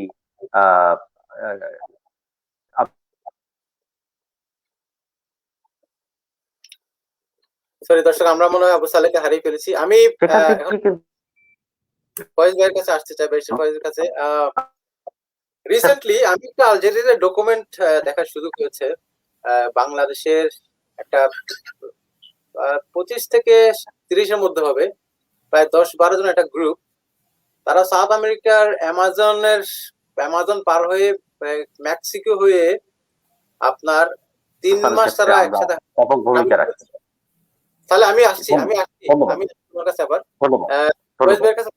হ্যালো ফয়েজ ভাই, একটা প্রশ্ন হচ্ছে যে যেটা আবু সালেহ বলছে যে বাংলাদেশের শিক্ষিত মানুষ, শিক্ষিত বেকার, যে মাস্টার্স পড়ার কারণে সে আর তার যে কোনো কাজ করার মেন্টালিটি তার থাকে না, মানে যে সুপারিটি কমপ্লেক্স যেটা হয়। এই ক্ষেত্রে আপনি তো এদেশে অনেকদিন ছিলেন, এদেশের উচ্চশিক্ষার অবস্থা যেটা, দেশের মানুষ কিন্তু ম্যাক্সিমাম মানুষ এ লেভেল করার পরে গ্রাজুয়েশনে যাওয়ার আগে কিন্তু তারা অনেকে ড্রপ আউট হয়ে যায়। তো বাংলাদেশের যে এডুকেশন যে অবস্থা এখন, সবাই বিবিএ এমবিএ সবাই করছে। একসময় ইন্ডিয়া চলে যেত, এখন ইন্ডিয়া যাওয়া বন্ধ হয়ে গেছে, অনেকটা বন্ধ হয়েছে দেশের অনেকগুলো বেসরকারি শিক্ষা প্রতিষ্ঠান হওয়ার কারণে।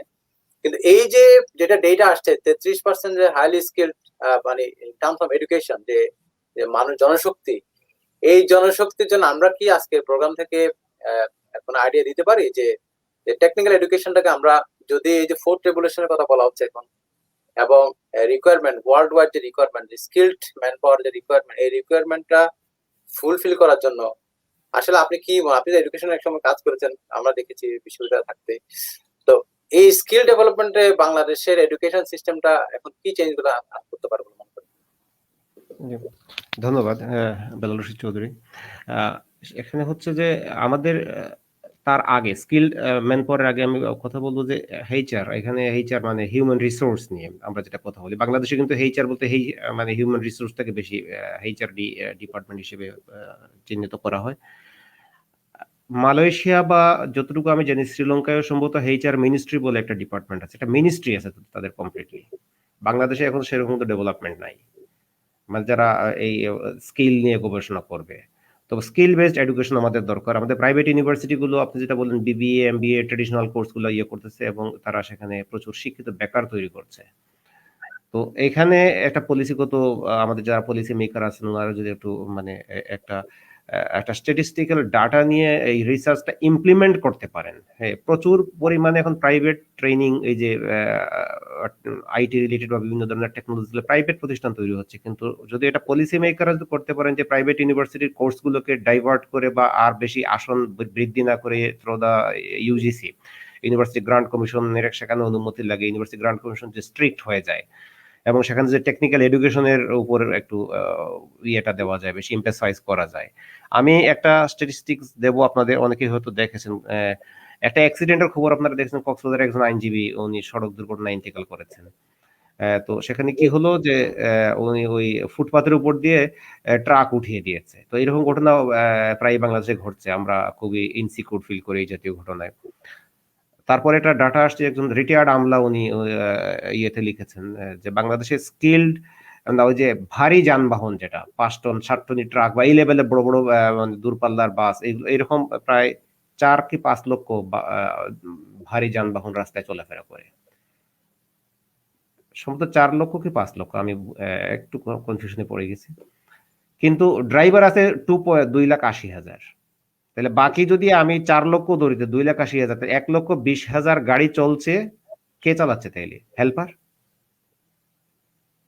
তো আমাদের এই মাস্টার্স পাস বা অনার্স পাস কেউ যখন দেশের বাইরে মাইগ্রেট করতেছে সে কিন্তু ওখানে গিয়ে ঠিকই ড্রাইভিং করছে, কিন্তু বাংলাদেশে কিন্তু তাকে কোনোভাবে প্যাট্রোনাইজ করছে না। এটা যে একটা সম্মানজনক পেশা, আমরা সেই দিকে হয়তো এখানে কোথাও আমাদের একটা গ্যাপ আছে। আমি এটা বলবো, আমাদের কোথাও একটা গ্যাপ হচ্ছে, এই গ্যাপটা আমরা কাভার করতে পারছি না। অনেক সময় আমাদের আমলাদেরকে নিয়েও কথা আছে, ওনারা যেরকম অনেক স্কিল ডেভেলপ করেছেন ওনাদের নিজেদের, কিন্তু আমরা স্বাধীনতার 50 বছর পূর্তি করতে যাচ্ছি কিছুদিনের মধ্যে, প্রত্যাশা এবং প্রাপ্তির একটা গ্যাপ আসতেছে বারবার।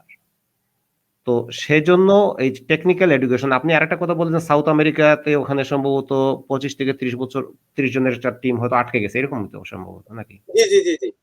আমি ওইটার সাথে অ্যাড করব, কালকে রাতে আমি সিমিলার একটা খবর দেখেছি, ক্রোয়েশিয়া সীমান্তে 2 জন বাংলাদেশি মারা গেছেন, একজনের বয়স 22, একজনের বয়স 25 সম্ভবত। কিন্তু বসনিয়া থেকে ক্রোয়েশিয়া যাওয়ার পথে ঠান্ডা জনিত কারণে ওনারা ইন্তেকাল করেছেন। হ্যাঁ, এটা খুবই দুঃখজনক একটা খবর। আমি তার 1 সপ্তাহ আগে প্রফেশনাল কারণে আমি সিলেটে ছিলাম, সেখানে দেখলাম এই কেসটা আপনাদের সাথে একটু শেয়ার করতে চাচ্ছি দর্শকদের উদ্দেশ্যে। আপনারা সবাই জানেন 320 বলে একটা সেকশন আছে ইমিগ্রেশন রুলসে। হ্যাঁ, 320 সেকশন মানে আমাদের 10 ইয়ার্স ব্যান্ড বা সিমিলার। আপনি কোনো ফর্জারি, আপনি এর আগে অ্যাপ্লিকেশন করেছিলেন, সেকেন্ড টাইম দাঁড়িয়ে বলছেন ব্রিটিশ হাই কমিশনে আমি কোনোদিনও ব্রিটিশ হাই কমিশনে অ্যাপ্লিকেশন সাবমিট করি নাই, মানে আপনি মিথ্যা বলেছেন। মিথ্যা বলার পর আপনাকে ফর্জারি বা কোনো কাগজ আপনার হয়তো সেখানে বানানো ছিল, তো দুটো সেপারেট ফাইল আমাকে 2 জন দেখাতে আসলেন। আমি বললাম এই কাজ কেন করতে বললেন? ওনারা বললো যে আমাদের এজেন্ট বলে দিয়েছে। আমি বললাম এজেন্টের যোগ্যতা কত কি আর আপনার যোগ্যতা? উনি নিজে কিন্তু ঠিকই BBA MBA গেছে, কিন্তু এজেন্টের কাছে। এজেন্ট কিন্তু BBA MBA না, এজেন্ট হয়তো কোন রকম ডিগ্রি পরীক্ষা দিছে কি দেয় নাই। কিন্তু এই যে সমস্যাটা সাউথ আমেরিকায় গিয়ে আটকা পড়তেছে, ক্রোয়েশিয়া সীমান্তে মারা যাচ্ছে, এই ভদ্রলোককে আমরা যদি বলি যে ভাই প্লিজ একটা IELTS-টা করেন, তখন আর পছন্দ হয় না ওনাদের। তবে ট্রেন্ড এখন চেঞ্জ হচ্ছে। তো বাইরে যাওয়ার আগে উনি যদি স্কিল নেন, যদি এটা আমার আজকে এখানে সাবজেক্ট ছিল না কথা বলার, বাইরে যাওয়ার আগে উনি যদি সেই স্কিল নেন, একটা ল্যাঙ্গুয়েজের উপর একটা স্কিল নেন, আর একটা যদি টেকনিক্যাল উনি নেন, তাইলে উনি দেশের বাইরে যান বা বাংলাদেশেই থাকেন, যেখানেই থাকেন উনাকে চিন্তা করা লাগবে না। কিন্তু সমস্যাটা হয়ে গেছে এখানে কয়েকটা জায়গায় গ্যাপ আছে, আমি বলে ফেলছি। আমাদের HR মিনিস্ট্রি নাই, কিন্তু প্রাইভেট একটা প্রতিষ্ঠান আছে কিন্তু BSHRMN, Bangladesh society for human resource management, এটা বিশাল সংগঠন কিন্তু বাংলাদেশে। এইটাও কিন্তু আমি বলবো বাংলাদেশের একটা ডেভেলপমেন্ট, এটা প্রাইভেট সেক্টরটা করেছে। RMG থেকে শুরু করে সবগুলো প্রাইভেট ব্যাংকগুলো এখানে জড়িত আছে। But there is no HR ministry. But এটার উপর কিন্তু একটা প্রতিষ্ঠান ইতিমধ্যে বাংলাদেশে দাঁড়িয়ে যাবে, HR এর উপর, মানে হিউম্যান রিসোর্সের উপর তারা প্রাইভেট ডিপ্লোমা দেবে। সেখানে এইচআর মিনিস্ট্রির সাথে আমি বলবো যে প্রবাসী কল্যাণ মন্ত্রণালয় এটা যদি আর একটু গতিশীল হয়, মানে রেমিটেন্স যুদ্ধ, একটু আগে একজন আমাদের সদস্য বলেছিলেন আজকের প্যানেলে, আমাদের রেমিটেন্স যোদ্ধাদেরকে আমরা এই যে ওনারা দেশে আসার পর ওনারা যে নিগৃহীত হয় বিভিন্ন ভাবে, তো আমাদের সেই রেমিটেন্স যোদ্ধাদের আমরা লুক আফটার করতে পারি না। যদি সেইটাকেও সেই ধরনের মিনিস্ট্রিকে বা সেই ডিপার্টমেন্টকে যদি আমরা গতিশীল করতে পারি, এবং সেই সাথে টেকনিক্যাল নলেজের কথা তো বলেছি, তো তাইলে আমার কাছে মনে হয় আমার কাছে কেন জানি মনে হয়েছে প্রত্যেকটা জায়গাতেই আমাদের মানে একটা জার্নি স্টার্ট হয়েছে, বাট আমাদের যে এই 18 কোটি জনগণের মানে এই মানে considering the quantity of the people, আমাদের যে ধরনের যে স্ট্রেস দেওয়া দরকার, যে ধরনের যে একটা স্ট্রং ম্যানেজমেন্ট দরকার, ওখানেই শর্টেজ হচ্ছে। আপনি ল অ্যান্ড অর্ডার, আমি লাস্ট কথা বলবো, ল অ্যান্ড অর্ডারের কথা বলবেন, আপনি পুলিশের আইজি অফিসে যান, আপনি স্ট্রেঞ্জ হয়ে যাবেন, আপনি খুবই ভালো ব্যবহার পাবেন, কিন্তু আপনি ডিস্ট্রিক্ট লেভেলে পুলিশের হেডকোয়ার্টার গুলোতে যান, সমস্যাটা হয়ে যাচ্ছে ফিল্ড লেভেলে। দুটো ডিপার্টমেন্টের কথা বলবো, আপনি এনবিআর এর চেয়ারম্যানের কাছে যান, পুলিশের আইজির কাছে যান, ডিএমপি কমিশনারের কাছে যান, বিভিন্ন সোর্স থেকে আমার তথ্য নিয়ে আসে, আউট এন্ড আউট ওনারা অনেস্ট মানুষ। সমস্যাটা হয়ে যাচ্ছে ফিল্ড লেভেলে। এই ফিল্ড লেভেলের সুপারভিশনটা আমরা এনশিওর করতে পারছি না, ইনক্লুডিং হাইকোর্ট। গত সানডেতে বেইল গ্রান্ট হয়েছে, আজকে পর্যন্ত অর্ডার পাস হয় নাই। আজকে খোঁজ নিয়ে দেখলাম যে ওখানে পিয়ন সাহেব ওটা আটকে দিচ্ছে। এই হচ্ছে সমস্যাটা আমাদের। আমি আমাদের তরুণ ভাইয়ের কাছে আসছি। আমরা সবাই এগ্রি কিন্তু এখন ইমপ্লাইড অথবা ডাইরেক্টলি যে বাংলাদেশের জন্য মাইগ্রেশন পপুলেশন ওয়াইজ এবং মানুষের লেভেল অফ এক্সপেকটেশন, লাইফের এক্সপেকটেশন ওয়াইজ কিন্তু এটা এখন মাস্ট।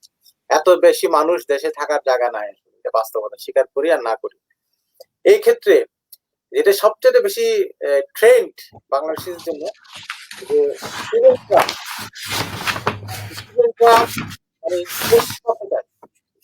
একটু পড়াশোনা করতে চাই, একটু আরো বেটার লাইফ চাই, পড়াশোনা শেষ করে এখানে জব করে এক্সপিরিয়েন্স দিতে চাই, কেউ দেশে ফিরতে চায় বা কেউ ও দেশে রয়ে যেতে চায়। আপনি তো এই সেক্টরে কাজ করতেছেন অনেকদিন ধরে, আপনার একটা প্রতিষ্ঠান আছে, আমি যদি ভুল না করি এটার নাম হচ্ছে এডুকেশন এডুকেশন ডোরওয়ে। দর্শক আপনাদের জন্য জানাচ্ছি, ওনার একটা প্রতিষ্ঠান আছে এডুকেশন ডোরওয়ে, আপনারা গুগলে সার্চ করলে পাবেন।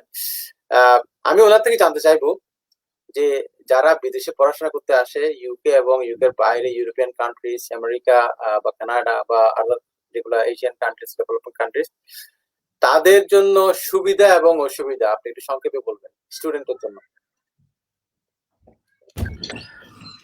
Thank you.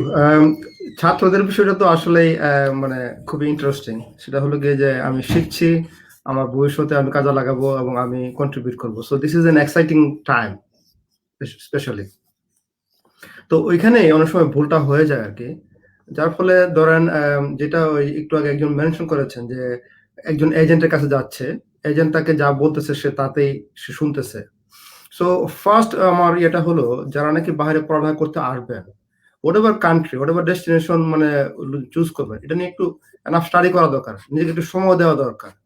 তো সেই ক্ষেত্রে যে প্রবলেমটা ওরা ফেস করে সেটা হলো ধরেন যে ইংলিশের তার মানে যে এটা মানে কনফিডেন্স লেভেলটা লো থাকার কারণে হয়তো অনেকে স্টাডি না করে কারো কাছ থেকে একটা অ্যাডভাইস নেওয়াটাকে বেশি প্রেফার করেন। অ্যাডভাইস নেওয়া ইজ গুড, কিন্তু সেম টাইম এটাকে ভেরিফাই করা দরকার যে যে ইনফরমেশন আমি পাচ্ছি এটা কতটুকু মানে কারো কাছ থেকে যখন একটা অ্যাডভাইস পাওয়া যায়, that means I found a guideline. মানে গাইডলাইনটাকে ভেরিফাই করা কিন্তু খুব সহজ, rather than like looking for the whole information in the whole world. So আমি প্রত্যেক ছাত্রদেরকে বলবো যে wherever you want to go, এটা তুমি নিজে আবার যাচাই করে দেখো যে এটা ইনফরমেশনটা তোমার ঠিক আছে কিনা। তবে আমি এটাও অ্যাডভাইস করবো যে if is possible go to an agent যাদের নাকি মনে হয় যে they don't work for like money, হ্যাঁ, দেখুন হেল্প করবে। অবশ্যই একজন এজেন্ট সে মানি মেক করবে at the end of the day, but যাকে দেখলে মনে হয় যে না সে জেনুইন ইনফরমেশন দিচ্ছে তার কাছে যাওয়া উচিত। ছাত্রদের জন্য কি সুবিধা আছে, যদি ইউকে কে যদি আমরা মানে চিন্তা করি, তাহলে ধরুন ইউকে তো আগে মেনশন করা হয়েছে যে ইউকে এখন কিন্তু যারা নাকি ট্যালেন্টেড স্টুডেন্ট অথবা যারা নাকি প্যাশনেট স্টুডেন্ট, যারা কিছু করতে চায় লাইফে, এদের জন্য কিন্তু ইউকে এখন more wider than any other time. তারা চাইলে মানে ছাত্রত্ব শেষ করার পরে ওয়ার্ক পারমিটে মুভ করতে পারবে, তারপর ওয়ার্ক পারমিট থেকে সে চাইলে টায়ার 2 অথবা অন্য অন্য যে স্কিল মাইগ্রেশন মানে ক্যাটাগরি আছে সেখানে সে ইজিলি মুভ করতে পারবে, যেগুলো আগে কিছুদিন ক্লোজ ছিল, যার ফলে এখান থেকে অনেক স্টুডেন্টরা আসার পরে তারা এনাফ প্রোগ্রেস মেক করতে পারে না, বিকজ তারা তাদের ফিউচারটাকে দেখতে পারে না। সো তারা বাংলাদেশে ব্যাক করে গেছে, অথবা দেয়ার ওয়াজ এ নেগেটিভ মানে scope there. Think of Europe. Europe কিন্তু again another place of opportunity. ইউরোপে যারা পড়ালেখা শেষ করে, let's give an example of মানে জার্মানি। জার্মানিতে যারা নাকি ধরেন গ্রাজুয়েশন করবে, তারা কিন্তু মানে ইজিলি যদি 60K একটা জব সিকিউর করতে পারে, তাহলে কিন্তু সে ইনস্ট্যান্টলি কিন্তু সে পিআর এর জন্য অ্যাপ্লাই করতে পারে। বিউটিফুল। কিন্তু আমাদের অনেক স্টুডেন্টরা মনে করে কি Germany is too complicated. Think of Canada.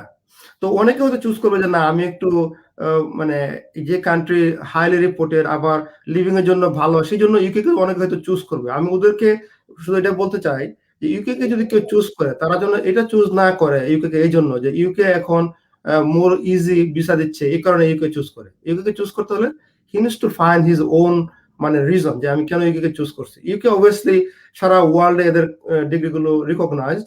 তারপরে মানে এখান থেকে ধরেন ফিউচারে সেল হওয়ার যে লিঙ্ক আপ গুলো, সেগুলো খুবই স্মুথ এখন ইউকে করেছে। এবং এখানে কেউ যদি বিজনেস করতে চায় স্টুডেন্টরা, সে সিম্পলি যখন 2 বছর পরে সে যখন নাকি এখানে পিএইচডব্লিউ সে বিজনেস করতে পারবে। এবং আপনারা জানেন যে ইউকে তে বিজনেসের জন্য এখন গভর্নমেন্ট বিভিন্ন গ্র্যান্টস এবং অপরচুনিটি মানে তৈরি করছে। So this are all options.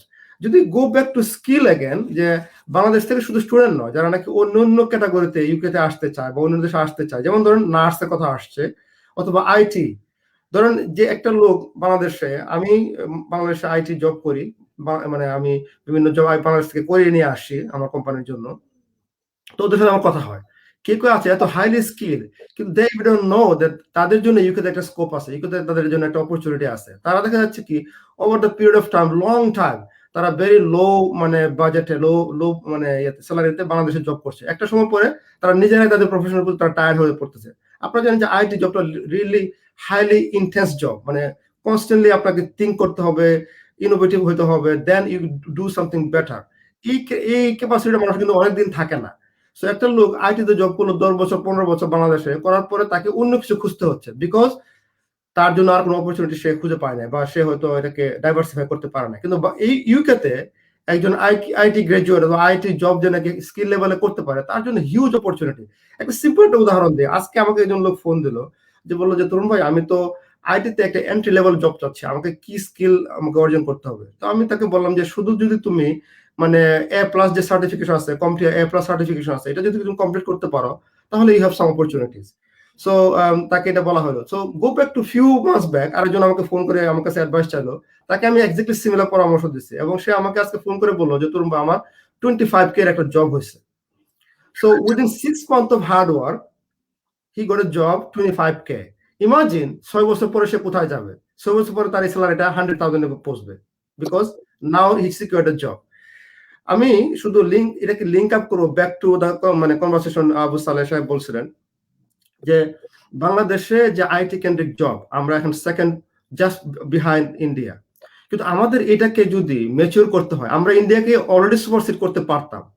যদি আমাদের এটা করতে হয়, যদি আমাদেরকে কিছু কাজ করতে হবে। যেমন ধরেন ইউকেতে জবের যে মানে ক্রাইটেরিয়ার জন্য সার্টিফিকেশন কোম্পানিগুলো আছে, তারপরে জবকে অ্যাসেসমেন্ট করে এই জন্য বিভিন্ন কোম্পানি আছে যারা আপনার স্কিল লেভেলকে সেট করে দেবে। আবার এই স্কিলটা অন্যান্য কোম্পানিগুলো তারা বিলিভ করবে যে না, তাকে যারা অ্যাসেস করেছে তারা তাকে একটা right kind of skill category তাকে অ্যাসেসমেন্ট করেছে। বাংলাদেশে এখন এগুলো সেট করা হয় নাই। যেমন ধরুন বাংলাদেশে আমি যদি এখন সার্চ করি গুগলে অথবা বিভিন্ন মানে এমপ্লয়মেন্ট পোর্টালে, তাহলে আমি বাংলাদেশে প্রায় 50,000 অফ পিপল পাবো যারা নাকি ধরেন গ্রাফিক্স ডিজাইন করতে পারবে, ওয়েবসাইট ডিজাইন করতে পারবে। কিন্তু আমার কিছুদিন আগে আমার একটা সিআরএম এর একটা কাজ করার জন্য, একটা টপ লেভেলের একটা আপগ্রেডের জন্য বাংলাদেশে যখন আমি সার্চ করলাম, আমি 5 জন লোকে ট্রাই করলাম, there was no single person who could complete the job. 5 জনে আমার জবটা নিচ্ছে, কিন্তু কেউ কমপ্লিট করতে পারে নাই।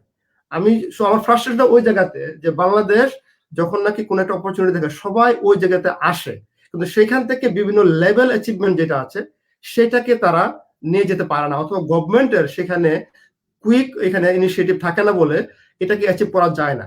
আমি শুধু এটাকে বলবো কতটা ইম্পর্টেন্ট আমাদের জন্য। আপনি দেখেন বাংলাদেশে বর্তমানে আজকের দিনে আমাদের ট্রেড ডিফিসিট হলো গিয়ে $181 বিলিয়ন,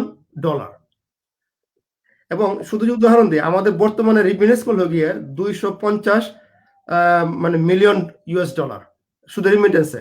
আবার সেই জায়গায় আমাদের বর্তমানে এক্সপোর্ট হলো গিয়ে আপনি দেখেন আমাদের এক্সপোর্ট হলো গিয়ে $263 বিলিয়ন ডলার, আর আমাদের ইম্পোর্ট হলো গিয়ে $445 বিলিয়ন। সো আমরা কিন্তু এখন ডিফিসিটে আছি, খেয়াল করছেন আপনি? As a country, as a nation, আমাদের এত ম্যান পাওয়ার, আমাদের এত মানে জনশক্তি, কিন্তু আমরা ইম্পোর্ট বেজ হয়ে যাচ্ছি। আমাদের এখন আমাদের চাল পর্যন্ত ইম্পোর্ট করতে হয়, এখন আমাদের পেঁয়াজ পর্যন্ত ইম্পোর্ট করতে হয়। সো আমাদের যারা নাকি MA পাস BA পাস যারা আসছে, আমরা এদেরকে বলতেছি শিক্ষিত বেকার। আমরা যদি এদেরকে বাংলাদেশের স্কিল ডেভেলপমেন্টের মাধ্যমে ওদেরকে যদি ক্লিয়ার গাইডলাইন দিতে পারতাম যে তুমি একজন BA পাস, তুমি যদি 50,000 টাকার জব করো, within 6 year you going to earn that amount of money. But if you be an entrepreneur, আমি একটু শর্ট করতে চাই আপনার কথা। সেটা হচ্ছে, আমি খুব স্পেসিফিক প্রশ্ন করতে, সেটা হচ্ছে 2009-10 যে সিনিয়রিটি ছিল, যখন প্রচুর পরিমাণে স্টুডেন্ট এই দেশে আসে, কেমন আমরা যেটা বলি ফ্লাড গেট ওপেন করা হয়েছিল, এরকম একটা কথা ছিল। এবং সিমিলার কাইন্ড অফ সিচুয়েশন কিন্তু এখন এটা আমরা এখনো বুঝতেছি না, কারণ করোনার কারণে কিন্তু এই ইমিগ্রেশনটা এখনো মানে একটা এখনো লিমিটেড আছে।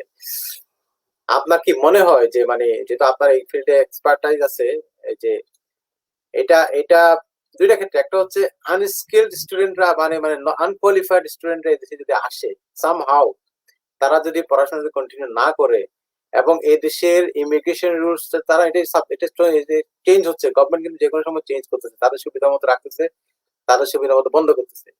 এই দুইটা মিলে যে মানে আপনি কি মনে করেন একটা ডিজাস্টার হওয়ার আশঙ্কা আছে? যদি আমি বলি যে প্লেন উত্তর হলো গিয়ে না, কেন নয়, আমি ডিফারেন্সটা মেক করতে চাই। ডিফারেন্সটা হলো গিয়ে আমাদের 2009-এ যে একটা মানে হিউজ স্টুডেন্ট স্ট্রিম এদেশে আসছিল, তারা মেইনলি আসছিল এখানকার প্রাইভেট কলেজগুলোতে। সো প্রাইভেট কলেজগুলো যদি আমি একটু একটু একটু মানে বেশি প্লেন ল্যাঙ্গুয়েজে বলি, বাংলাদেশের কোচিং সেন্টারের চেয়ে খারাপ অবস্থা একটা প্রাইভেট কলেজগুলোর যে মানে ফেসিলিটিস এবং মানে রিসোর্স যেগুলো স্টুডেন্টদের তারা অ্যাফোর্ড করতে পারছে বাংলাদেশে। সো বাংলাদেশের মধ্যে একটা কোচিং সেন্টারও তার চেয়ে বেশি রিসোর্স এবং মানে ডেলিভারি দেওয়ার ক্যাপাসিটি আছে।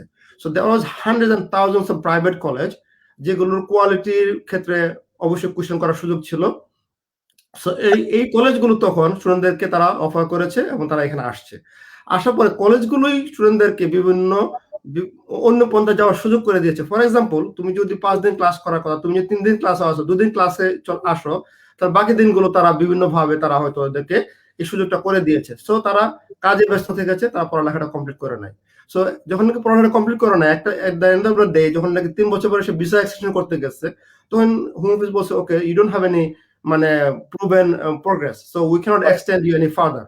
কিন্তু এখানে যেটা হচ্ছে, এবার যখন যে স্টুডেন্টরা আসতেছিল ইউনিভার্সিটিগুলো কিন্তু তাকে ওই 3 বছর যাওয়ার সুযোগ দিবে না। ফার্স্ট ইয়ারের পরে যখন সেকেন্ড ইয়ারে সে যখন নাকি কমপ্লিট করবে না, তখনই কিন্তু তার হোম অফিসকে বলে দিবে যে he is not making enough progress. বুঝা গেছে? সো এখানে তারা আমি এই পয়েন্টে চাচ্ছিলাম। সেকেন্ডলি আমি বলতে চাচ্ছি, ইউনিভার্সিটিগুলো কিন্তু একটা মিনিমাম স্ট্যান্ডার্ড অফ রিক্রুটমেন্ট তারা মেনটেন করে।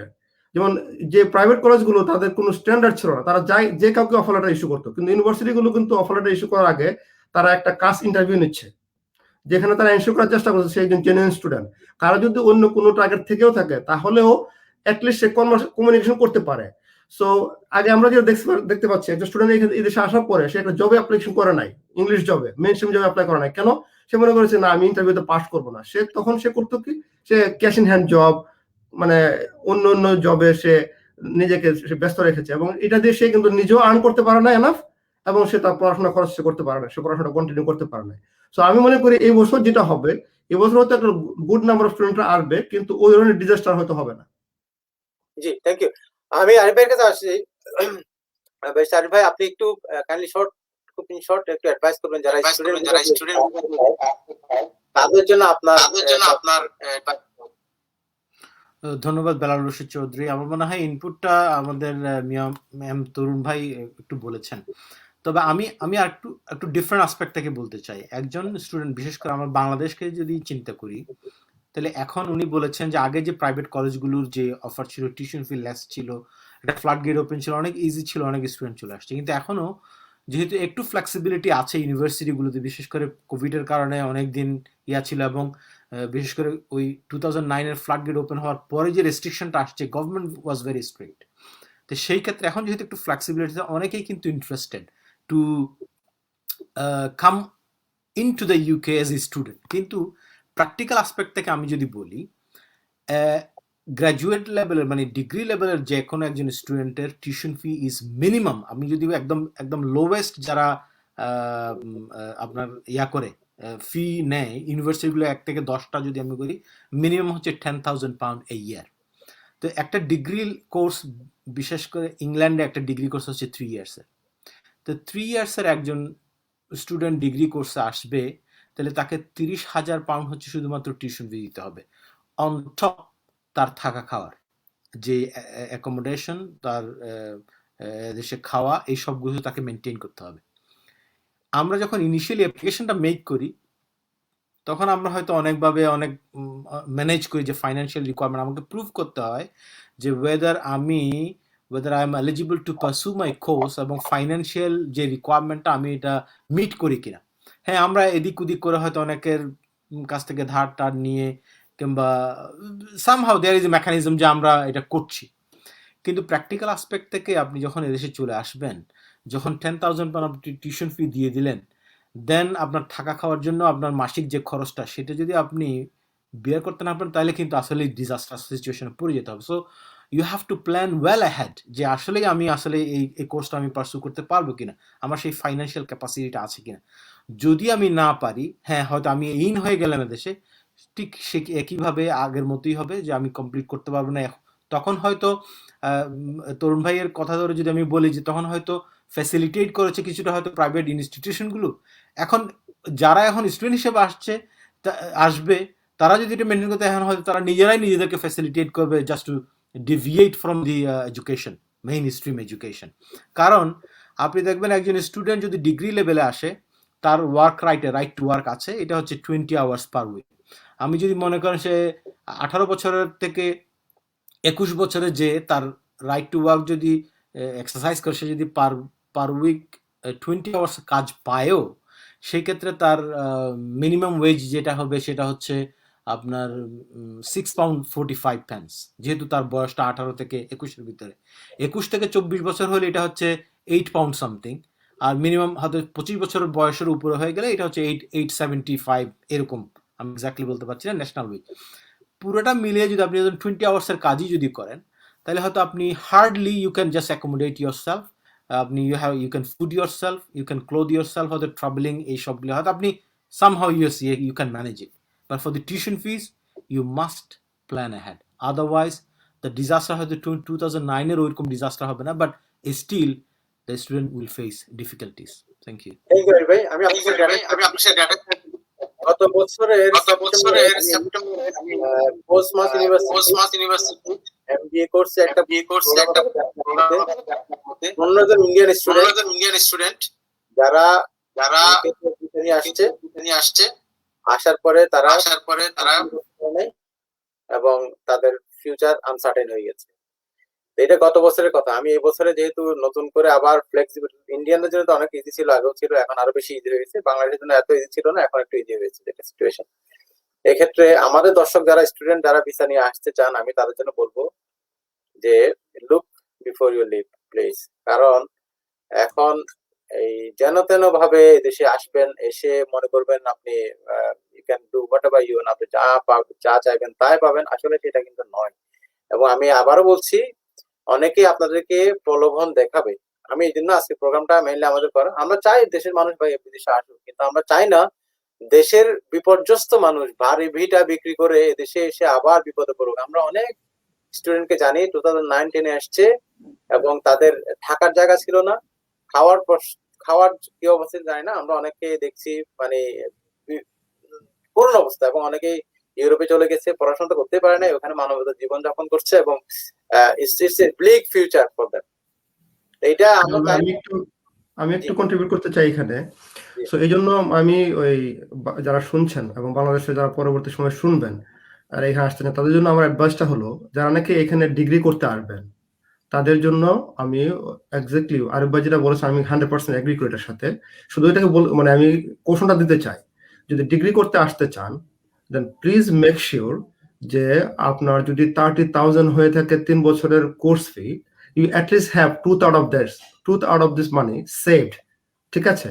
বাবার অ্যাকাউন্টে হোক, মার অ্যাকাউন্টে হোক, এই টাকাটা খরচ করতে পারবেন। আমি টুথ আউটের জন্য বলতেছি, যদি একজন ছেলে তার স্কিল থাকে, সে হয়তো আর একটু হাই লেভেলে জব করতে পারবে, then he can manage better rather than going in a coffee shop and selling coffee.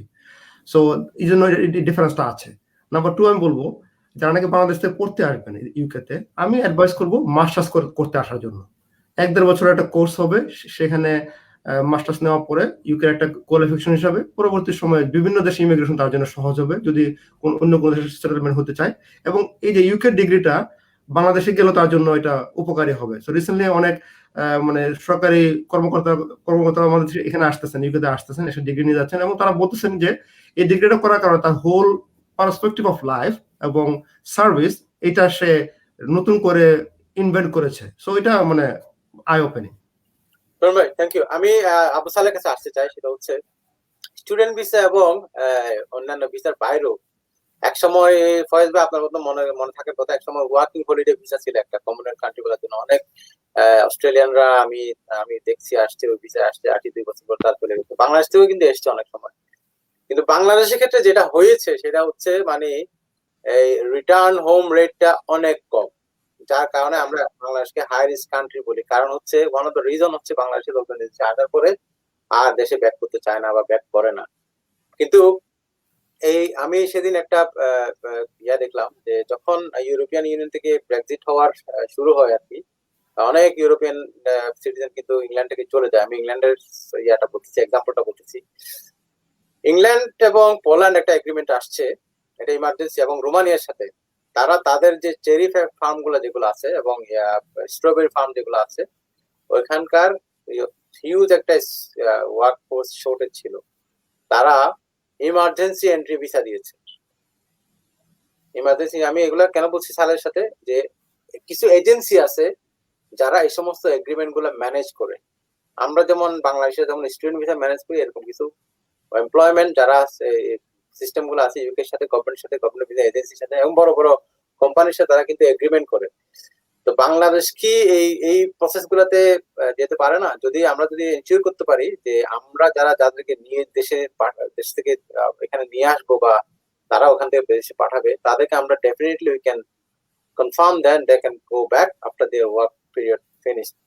এটা যদি হয়, বাংলাদেশ কি এই প্রসেসে কাজ করতে পারে, যেটা ইন্ডিয়ানরা করে।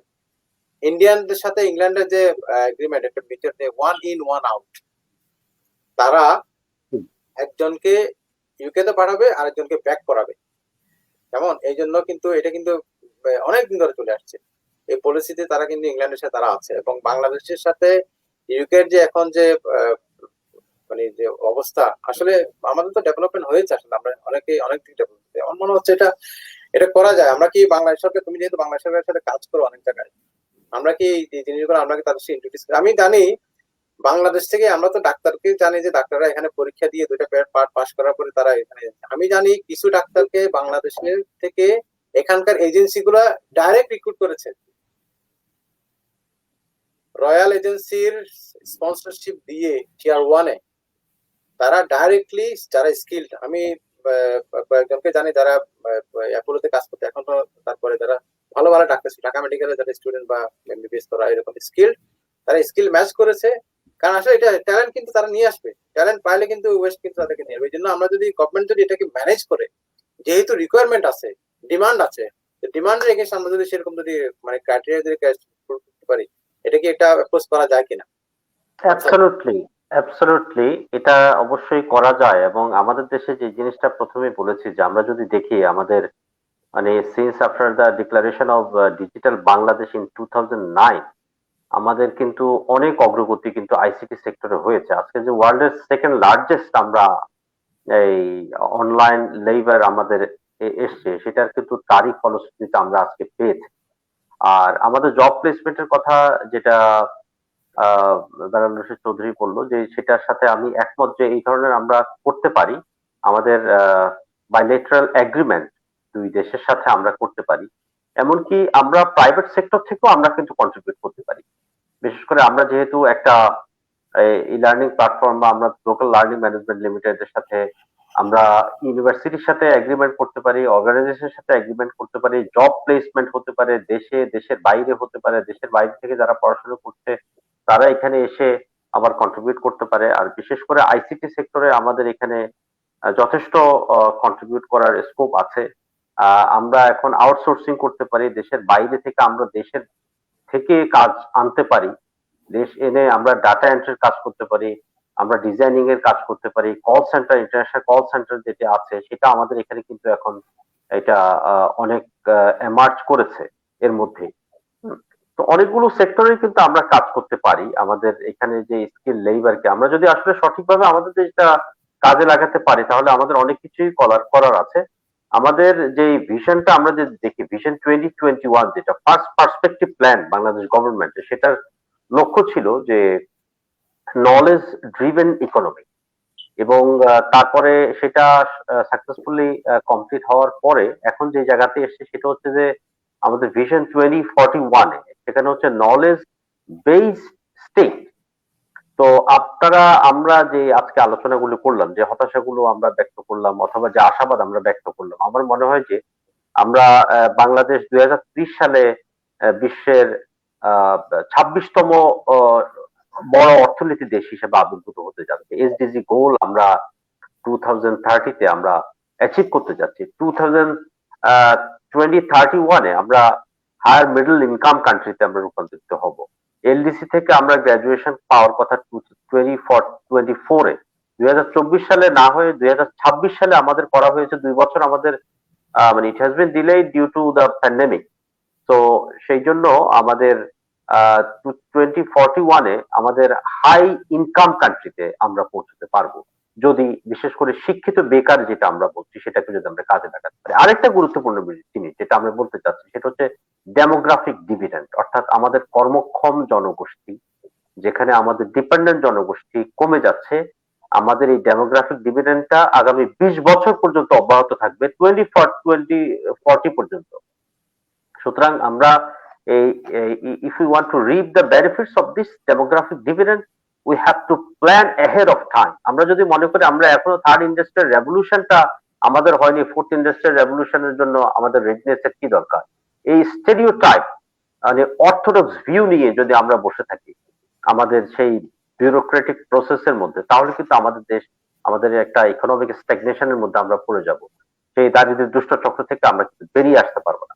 সেই জন্য আমাদের যেটা এই এখন থেকেই আমাদের পলিসি যেটা করতে হবে, আমি যেটা মনে করি আমাদের ন্যাশনাল স্কিলড অথরিটি একটা আছে, এটা headed by honourable prime minister এবং প্রাইম মিনিস্টার মুখ্য সচিব এবং আরো অন্যান্য যারা আছেন, national skill development council, ICT ministry innovation ecosystem করছে, ইনোভেশন ইকোনমি আমাদের তৈরি হচ্ছে, আমাদের গিগ ইকোনমিতে আমাদের এখন তরুণরা কন্ট্রিবিউট করছে।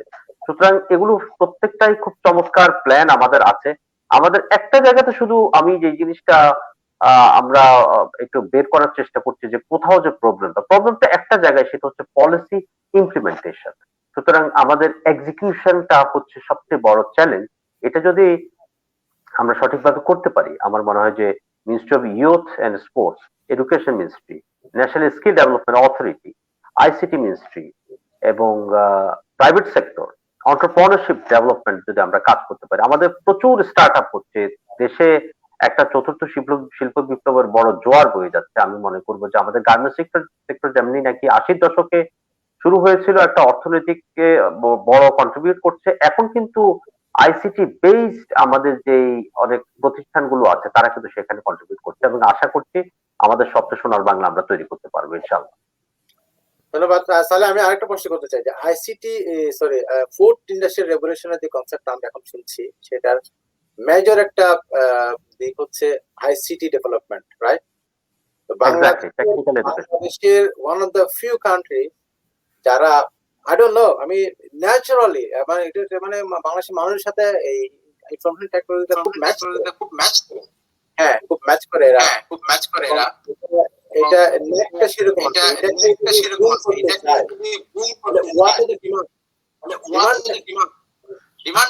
আমি আমি আমি একটু অ্যাড করতে চাই। ডিমান্ডটা বেলাল কি পারমিটস মি, আমি কি একটু অ্যাড করতে পারি? জি জি জি, থ্যাংক ইউ বেলাল রশিদ চৌধুরী। আমি এই যে আমাদের প্যানেলিস্ট মোহাম্মদ আবু সালের কথা সূত্র ধরেই বললাম, আমি আমার কথাগুলো শুনছিলাম খুব মনোযোগ দিয়ে। মানে খুব ভালো লাগছিল আপনার কথাগুলো শুনতে। Thank you very much. আপনি যেহেতু আছেন দেশে এবং ওখানে আইসিটির ক্ষেত্রে আমি যেটা বিশ্বাস করি যে আমাদের স্কিল পিপল কিন্তু আছে এবং হয়তো ইন্ডিভিজুয়াল লেভেলে তারা মানে গ্লোবাল ভিলেজের যে সুযোগটা বা দেশে থেকেও আমি বাইরের কাজগুলো করে যাওয়ার যে যোগ্যতা আমি দিয়ে দিচ্ছি, সেটা হয়তো ইন্ডিভিজুয়াল লেভেলে অনেকভাবেই মানে নিচ্ছে অনেকে, ভেরি স্কিল লেভেল যেহেতু পিপলরা ওখানে আছে। কিন্তু এই যে আপনি বলছিলেন যে হ্যাঁ পলিসিও হয়তো আছে, বা পলিসি ইমপ্লিমেন্টেশনের ক্ষেত্রে আমাদের যে প্রবলেমটা সেটাই। এই জন্য ইনস্টিটিউশনাল যে মানে কনসেপ্টটা যদি গভর্নমেন্ট নিয়ে নিতে পারে, যেমন আজকে আপনি ইউনাইটেড স্টেটসের সিলিকন ভ্যালিকে যদি আপনি চিন্তা করেন, আপনি ইন্ডিয়া ছাড়া চিন্তা করতে পারবেন না। Silicon Valley will be collapse যদি ইন্ডিয়া মানে block their supply of the skill people. তো সেই ক্ষেত্রে এখানেও কিন্তু আমরা বলছি যে বেলাল রশিদ চৌধুরী একটু প্রথমেই হয়তো বলছিল যে এখানে যে নার্সিং সেক্টরে যে ভ্যাকিউম, যে শর্টেজ অকুপেশনে, কিংবা মেডিকেল প্র্যাকটিশনারের বিভিন্ন লিস্টে, এখানে সাইকিয়াট্রিস্ট হতে পারে, সেটা আপনার এনেস্থেসিওলজিস্ট হতে পারে, মেডিসিনের হতে পারে। প্রচুর কিন্তু বাংলাদেশের অনেক ডাক্তাররা ডাইরেক্টলি নিজেদের উদ্যোগে কিন্তু এদেশে এমপ্লয়মেন্ট নিয়ে চলে আসছে। কিন্তু the backup, the institutional backup, আমি যেটা বলছি যে গভর্নমেন্টের যে মানে প্ল্যান পলিসিটা আছে সেটার ইমপ্লিমেন্টেশন যদি হয় রাষ্ট্রীয় পর্যায়ে থেকে, তাহলে আমরা মনে হয় আমাদের স্কিল জনগোষ্ঠীর একটা মেজর মানে সাপ্লায়ার হতে পারবো পুরো বিশ্বের জন্য। আমি শুধু এতটুকুই বলা। Thank you. এক্স্যাক্টলি আমাদের যেটা এত মানে জনশক্তি, আমরা হিউম্যান ক্যাপিটাল যেটা বলছি আর কি, আমাদের যে হিউম্যান রিসোর্সেস যদি আমরা রূপান্তরিত করতে পারি, তাহলে আমাদের ইকোনমি যেটা আছে 2041-এ যেটা আমরা ফোরকাস্ট করছি, যে জায়গাটাতে এখন গভর্নমেন্ট যেতে চায়, সেই জায়গাটাকে কিন্তু যাওয়া অসম্ভব না, যাওয়া সম্ভব, খুবই সম্ভব। তার কারণ হচ্ছে শুধুমাত্র আমাদের এই যে আজকে যারা শিক্ষিত, শুধুমাত্র তরুণ তরুণী আমাদের যারা আছে, এই ইয়ুথ সেগমেন্টটাকে যদি আমরা কাজে লাগাতে পারি, কারণ আমাদের 15 থেকে এই 64 বছর বয়সে হচ্ছে দেশের সবচেয়ে বেশি জনসংখ্যা এখন, এবং এই কর্মক্ষম জনগোষ্ঠীটা আমাদের আগামী 20 বছর থাকবে। এই 20 বছরের মধ্যেই যদি আমরা তাদেরকে এই টেকনিক্যাল স্কিল গুলো দিতে পারি, ফিউচার স্কিল গুলো এখন থেকে তৈরি করতে পারি, তাহলে কিন্তু আমরা আমাদের যে কাঙ্ক্ষিত জায়গায়, যে জায়গাটাতে আমরা পৌঁছতে চেষ্টা করি, আমরা যে ওই যে সোনার বাংলার কথা বলছি, সত্যিকার অর্থে আমরা সেই জায়গাতে কিন্তু আমরা যেতে পারবো। আজকে যারা দেশের বাইরে আছে, আগামী 20 বছর পরে তারাই কিন্তু আবার দেশে ফেরত আসবে।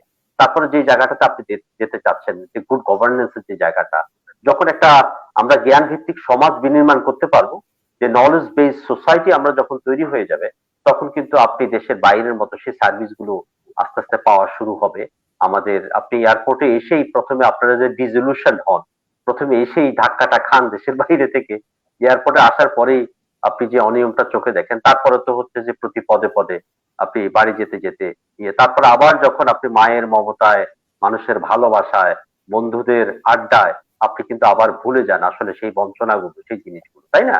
তো আমাদের তো এই মায়ার টানটা আমরা আসলে ছাড়তে পারি না। আমার মনে হয় যে আপনারা যারা দেশের বাইরে আছেন, প্রত্যেকেই যদি কন্ট্রিবিউট করেন, হ্যাঁ, প্রোঅ্যাক্টিভ লিডারশিপ রোলে যদি আপনারা কন্ট্রিবিউট করেন, কারণ আসলে দেশটা কেউ রেডিমেড আপনাদের জন্য, আমাদের জন্য কেউ আসলে তৈরি করে দিবে না, আমাদেরকেই বিনির্মাণ কিন্তু করতে হবে যার যার জায়গা থেকে।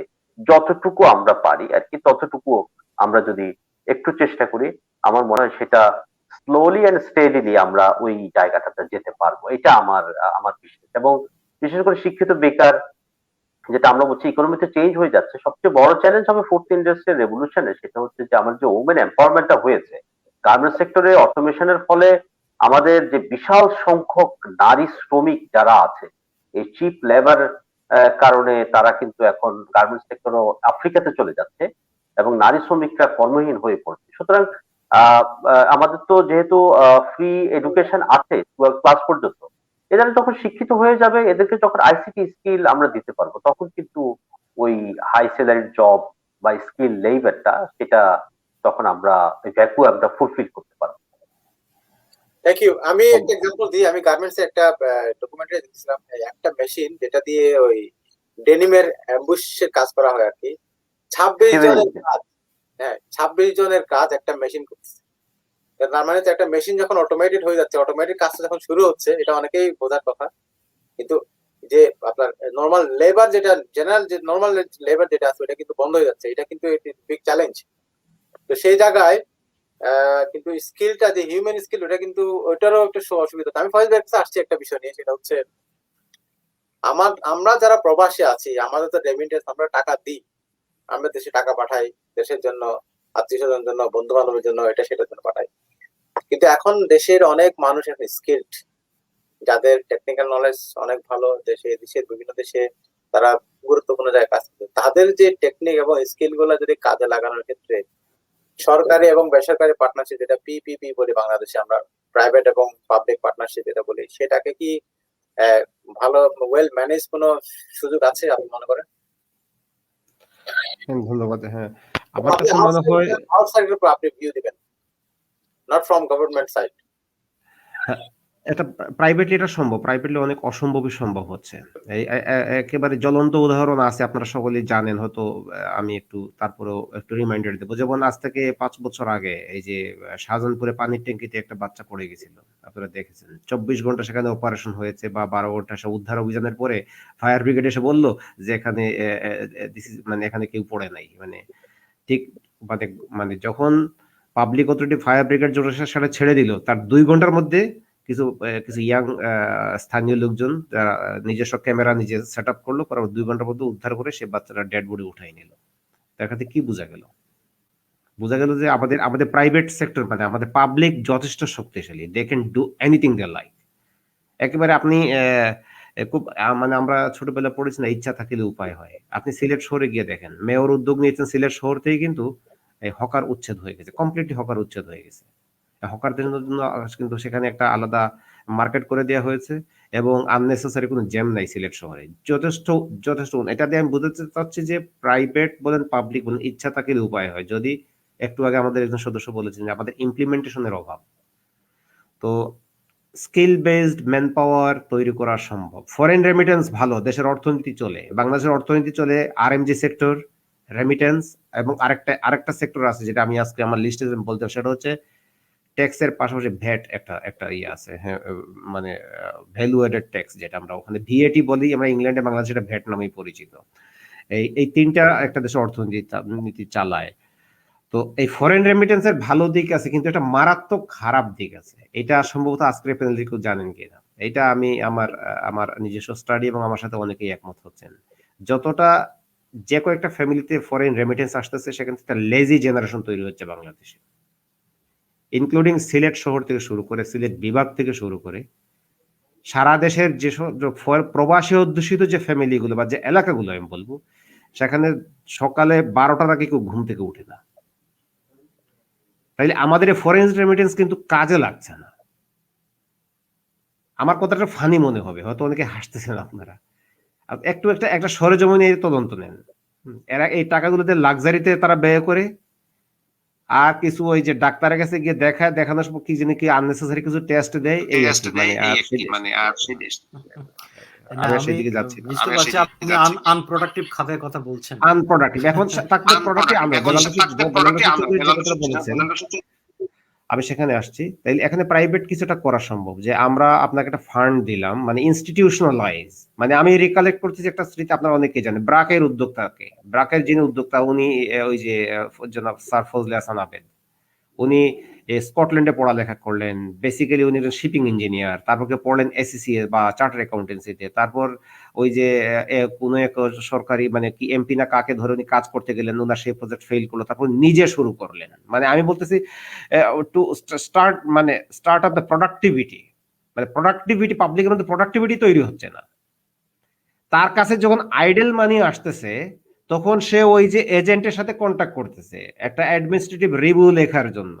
আমি বললাম আপনার কপিটা দেখি, আধা পেজের একটা অ্যাডমিনিস্ট্রেটিভ রিভিউ লেখা আছে, তার মধ্যে 17টা বানান ভুল আছে। এই টাকাটা সে টাকা দিয়ে কন্ট্যাক্ট করেছে, মানে আমি বলতেছি ফরেন রেমিটেন্সের খারাপ দিকের কথাটা বলতেছে। জনাব বেলাল রশিদ চৌধুরী যেটা বলছেন, ব্রিং দোজ মানে foreign remittance in a productive way, এই জন্য আপনার প্রস্তাবকে আমি সম্পূর্ণ সমর্থন করতেছি। We need a practical plan and patronization, এবং এটা বাট এটা কোথাও না কোথাও থেকে শুরু করতে ফয়েজ ভাই, আমি যেটা চাচ্ছি পসিবল কিনা যে এরকম স্কিল শর্টেজটা ম্যাচ করার জন্য যে এটা সম্ভব, এটা সম্ভব। রেভলিউশন বলেন বা ওয়েস্টের যে বা ডেভেলপ কান্ট্রির যে রিকোয়ারমেন্ট গুলো আছে, কারণ স্কিলের কিন্তু ডিমান্ড আছেই, এটা কন্টিনিউয়াস একটা জিনিস। এই জন্য এটাকে ম্যাচ করার জন্য যে আমরা দেশের হিউম্যান রিসোর্সকে ডেভেলপ করার জন্য আমাদের দেশে ট্যালেন্টের অভাব নাই, শুধু ট্রেনিং এর অভাব আছে। মানে রেলেভেন্ট ট্রেনিং যদি দেওয়া যায় এবং সেক্ষেত্রে যদি গভর্নমেন্ট যদি নাও দিতে পারে, কিন্তু গভর্নমেন্ট যদি ফ্যাসিলিটেট করে যে ঠিক আছে তোমরা আসো, তোমরা করো, আমরা তোমাদেরকে প্লেস দিব বা সাপোর্টিং যেগুলো কাজ আছে এগুলো আমরা দিব, এইটার পসিবিলিটি কিরকম? গভর্নমেন্টের আপনি বাহির থেকে কি মনে করেন গভর্নমেন্টের পলিসিটা বা এটা সম্ভব।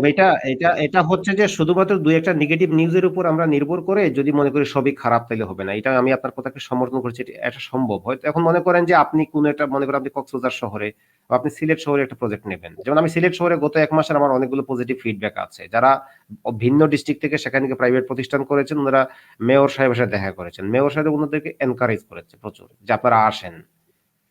তো এরকম পজিটিভ থিঙ্কিং অনেক জনপ্রতিনিধি আছে, কিন্তু মানে এরকম নির্বাচিত আছেন, প্রাইভেট যারা আছেন, যারা উদ্যোক্তা এরকম আছে। তো কারো না কারো শুরু করতে হবে। আপনি দেখেন এই যে বলা হয় না যে সব সম্পদের বড় সম্পদ হচ্ছে HR ক্যাপিটাল, যেটা হিউম্যান রিসোর্স, এর চেয়ে বড় ক্যাপিটাল আর হয় না। এখন আপনি একটু চিন্তা করে দেখেন যে আমাদের এই যে হিউম্যান মানে HR ক্যাপিটালটাকে আমরা ইউজ করতে পারছি না, মানে এর চেয়ে ব্যর্থতা আমাদের আর কি হতে পারে? এটা একটু এবং পৃথিবীতে বসে থাকবে না, যেখানে তার স্কিল ম্যান পাওয়ার পাবে তারা সেই দিকেই যাবে। যেমন আপনারা যারা ইউকেতে থাকেন বা ওয়েস্টে থাকেন জানেন, এই যে ডোমেস্টিক ওয়ার্কার এবং এই যে নার্সিং নিয়ে কথা হচ্ছিল, এটা সব ফিলিপিনোরা ডমিনেট করছে। আর আমাদের দেশে আসতে কয়েক বছর আগ পর্যন্ত অনেক কিছু কমিউনিটির আমরা ধর্মীয় গোড়ামির কারণে নার্সিং পড়াটাকে মনে হয় হারাম মনে করতাম কেউ কেউ। আমি দেখেছি ছোটবেলায় যখন স্কুলে পড়ি যে এটা মনে হয় কোনো মুসলমানদের জব না, এরকম কেউ মনে করতো। আমি নিজের চোখে দেখেছি নার্সিংটাকে ঘৃণার চোখে দেখা হতো। মানে কুসংস্কারের কোন লেভেলে গেলে। এখন আমি আপনার পয়েন্টে ব্যাক করছি, তাহলে প্রাইভেট উদ্যোগ নিয়ে স্কিল ডেভেলপ করা সম্ভব। আমি একটা পয়েন্ট মিস করেছি। আমি ইউকেতে দেখেছি, আপনারা জানেন, আমি নাম বলবো না, স্কুলে যাননি কখনো, প্রাইমারি স্কুল পাস করেন নাই, এই জাতীয় লোকজন কিন্তু ওনারা ন্যাশনাল না, ওনারা ইন্টারন্যাশনাল সেলিব্রিটি হয়েছেন। হ্যাঁ, ওনারা ইন্টারন্যাশনাল সেলিব্রিটি হয়েছে। ওনাদের ফাইলে আমি কাজও করতাম যখন আমি সেখানে প্র্যাকটিস করি। তার মানে কি উনি সুযোগ পেলে সম্ভব, ওনার নামটাই একটা ব্র্যান্ড হয়ে গেছে। থ্যাংক ইউ ফয়েজ ভাই। আমরা প্রোগ্রাম শেষ করতে চাই, অনেক সময় নিয়েছে, 1 ঘন্টা 1.5 ঘন্টার বেশি। আমি আরিফ ভাইয়ের কাছে আসতে চাই। ধন্যবাদ সবাই। আপনি কি একটু সংক্ষেপে আমাদেরকে বলবেন যে আসলে বাংলাদেশের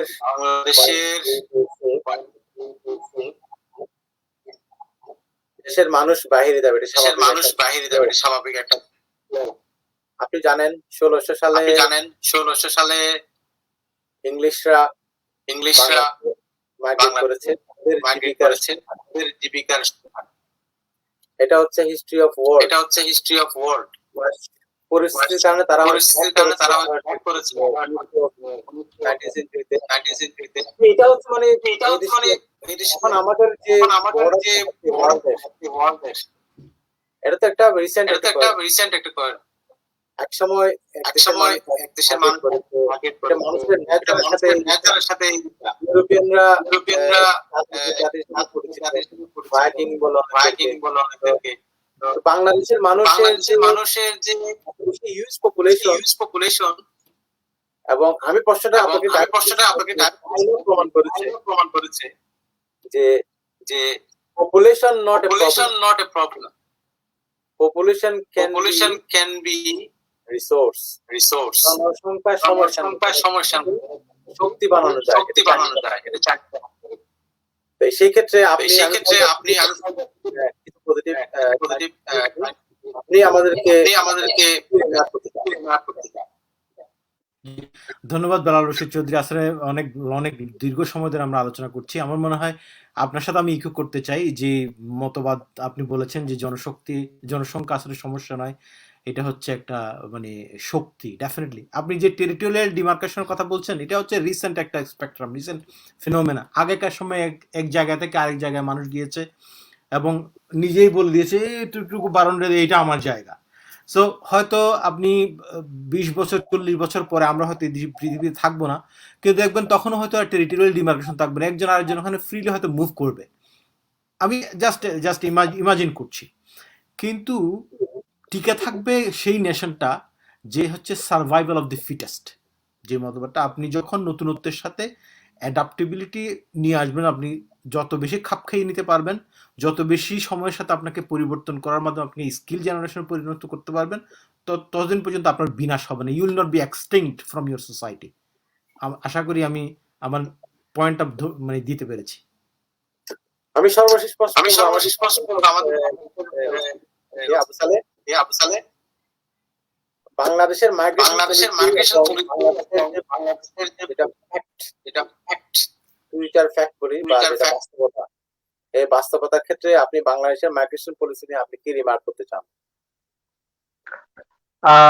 বাংলাদেশের মাইগ্রেশন পলিসি আমি মনে করি যে অনেক ফ্লেক্সিবল হওয়া উচিত। দেশের বাইরে যারা আমাদের এক্সপার্ট আছে তাদের এক্সপার্টিসকে আমাদের এখানে দেশের কাজে লাগাতে হবে, তাদেরকে সরকারিভাবে সুযোগ সৃষ্টি করে দিতে হবে দেশে এসে, যাতে তাদের মেধাটাকে, মননকে এবং অভিজ্ঞতাকে তারা যাতে কাজে লাগাতে পারেন, এবং তাদের সেই ধরনের স্যালারি স্ট্রাকচার গভর্নমেন্টের দিক থেকে তৈরি করা যেতে পারে। বিভিন্ন কনসালটেন্টস, বিভিন্ন আমাদের প্রজেক্টে তাদেরকে কনসালটেন্ট হিসাবে নিয়োগ করে আমি মনে করি দেশের বাইরে যারা অভিজ্ঞ ব্যক্তি আছেন তাদেরকে এখানে কাজে লাগানো যেতে পারে, অথবা তাদের জন্য ওয়ান স্টপ সার্ভিস করা যেতে পারে। এন্টারপ্রেনারশিপের ক্ষেত্রে তারা যদি কোনো একটা ফ্যাক্টরি বা কোনো একটা ম্যানুফ্যাকচারিং ইয়ে করতে চায়, সেট আপ করতে চায়, তাদের জন্য স্পেশাল ফ্যাসিলিটিস দেওয়া উচিত।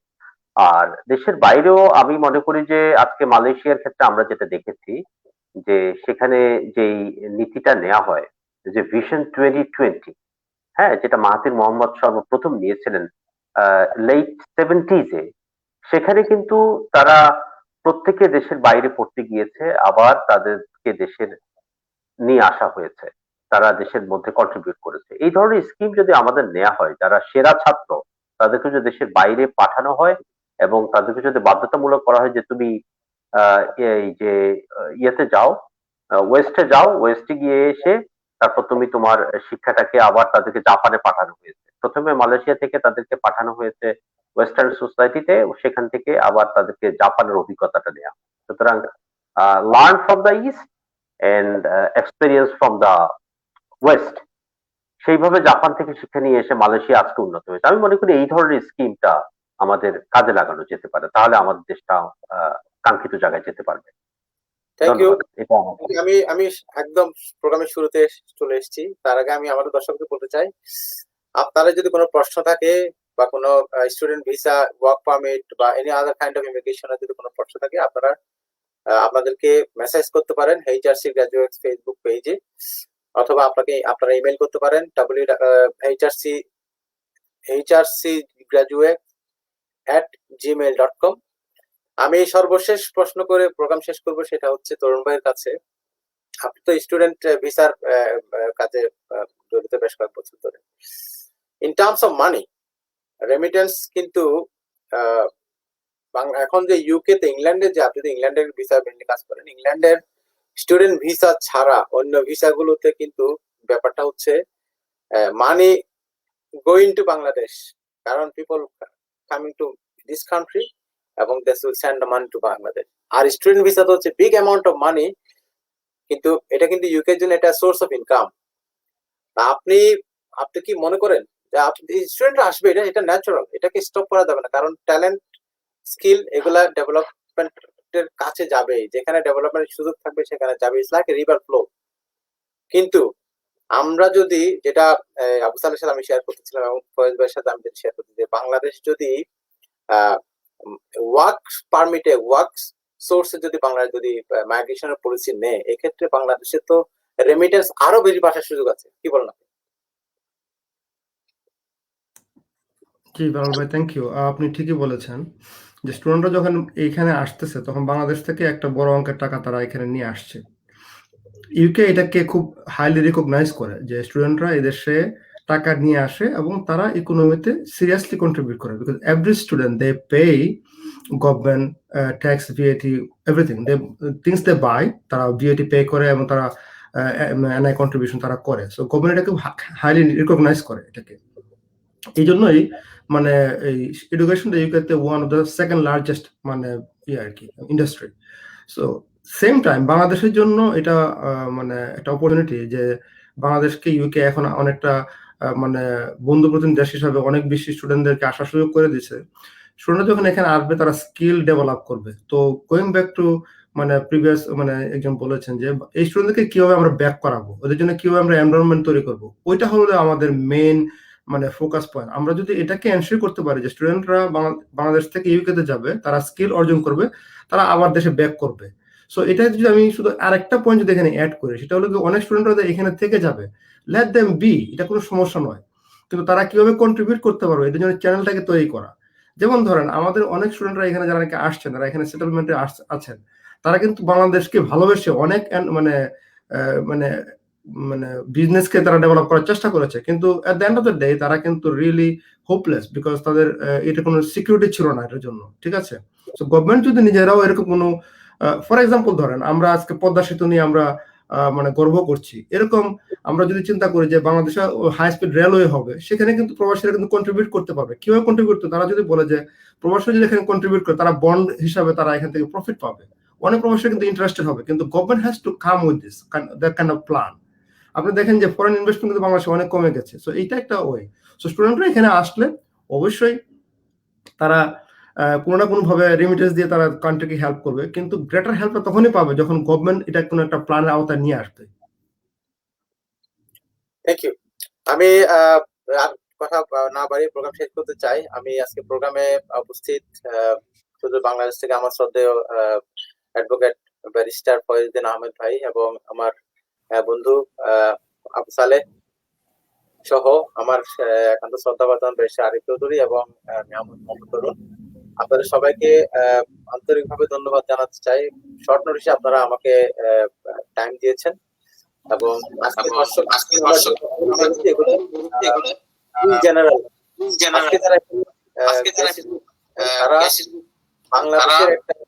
বাংলাদেশের একটা তরুণ প্রতিনিধি, যাদের সাথে প্রফেশনাল মানুষের সাথে বিভিন্ন আমরা যারা এখানে আছি, আমরা যারা বর্তমান জেনারেশন, এক্ষেত্রে আমাদের ইনফরমেশনগুলো আমরা রিয়ালিটি আশা করি প্রোগ্রামটা সবাইকে ধন্যবাদ জানাচ্ছি এবং দর্শক যারা আপনারা আমাদের সাথে ছিলেন সবাইকে ধন্যবাদ। আপনাকেও ধন্যবাদ, and it was a wonderful experience to have beautiful panels with me. বিশেষ করে বাংলাদেশের যে দুজন স্বনামধন্য ব্যক্তিত্ব জয়েন করেছেন, আর আপনারা দুজন তো ইংল্যান্ডে আছেন, আমার পরিচিত অনেক ক্লোজ মানুষ, close to my heart. Thank you very much, thank you Belal Rashid Chowdhury for inviting me. এবং আমার মনে হয় আমি বেশ ভালো একটা অভিজ্ঞতা অর্জন করেছি। ধন্যবাদ সবাইকে। Thank you very much. Thank you for having me. Thank you. Thank you.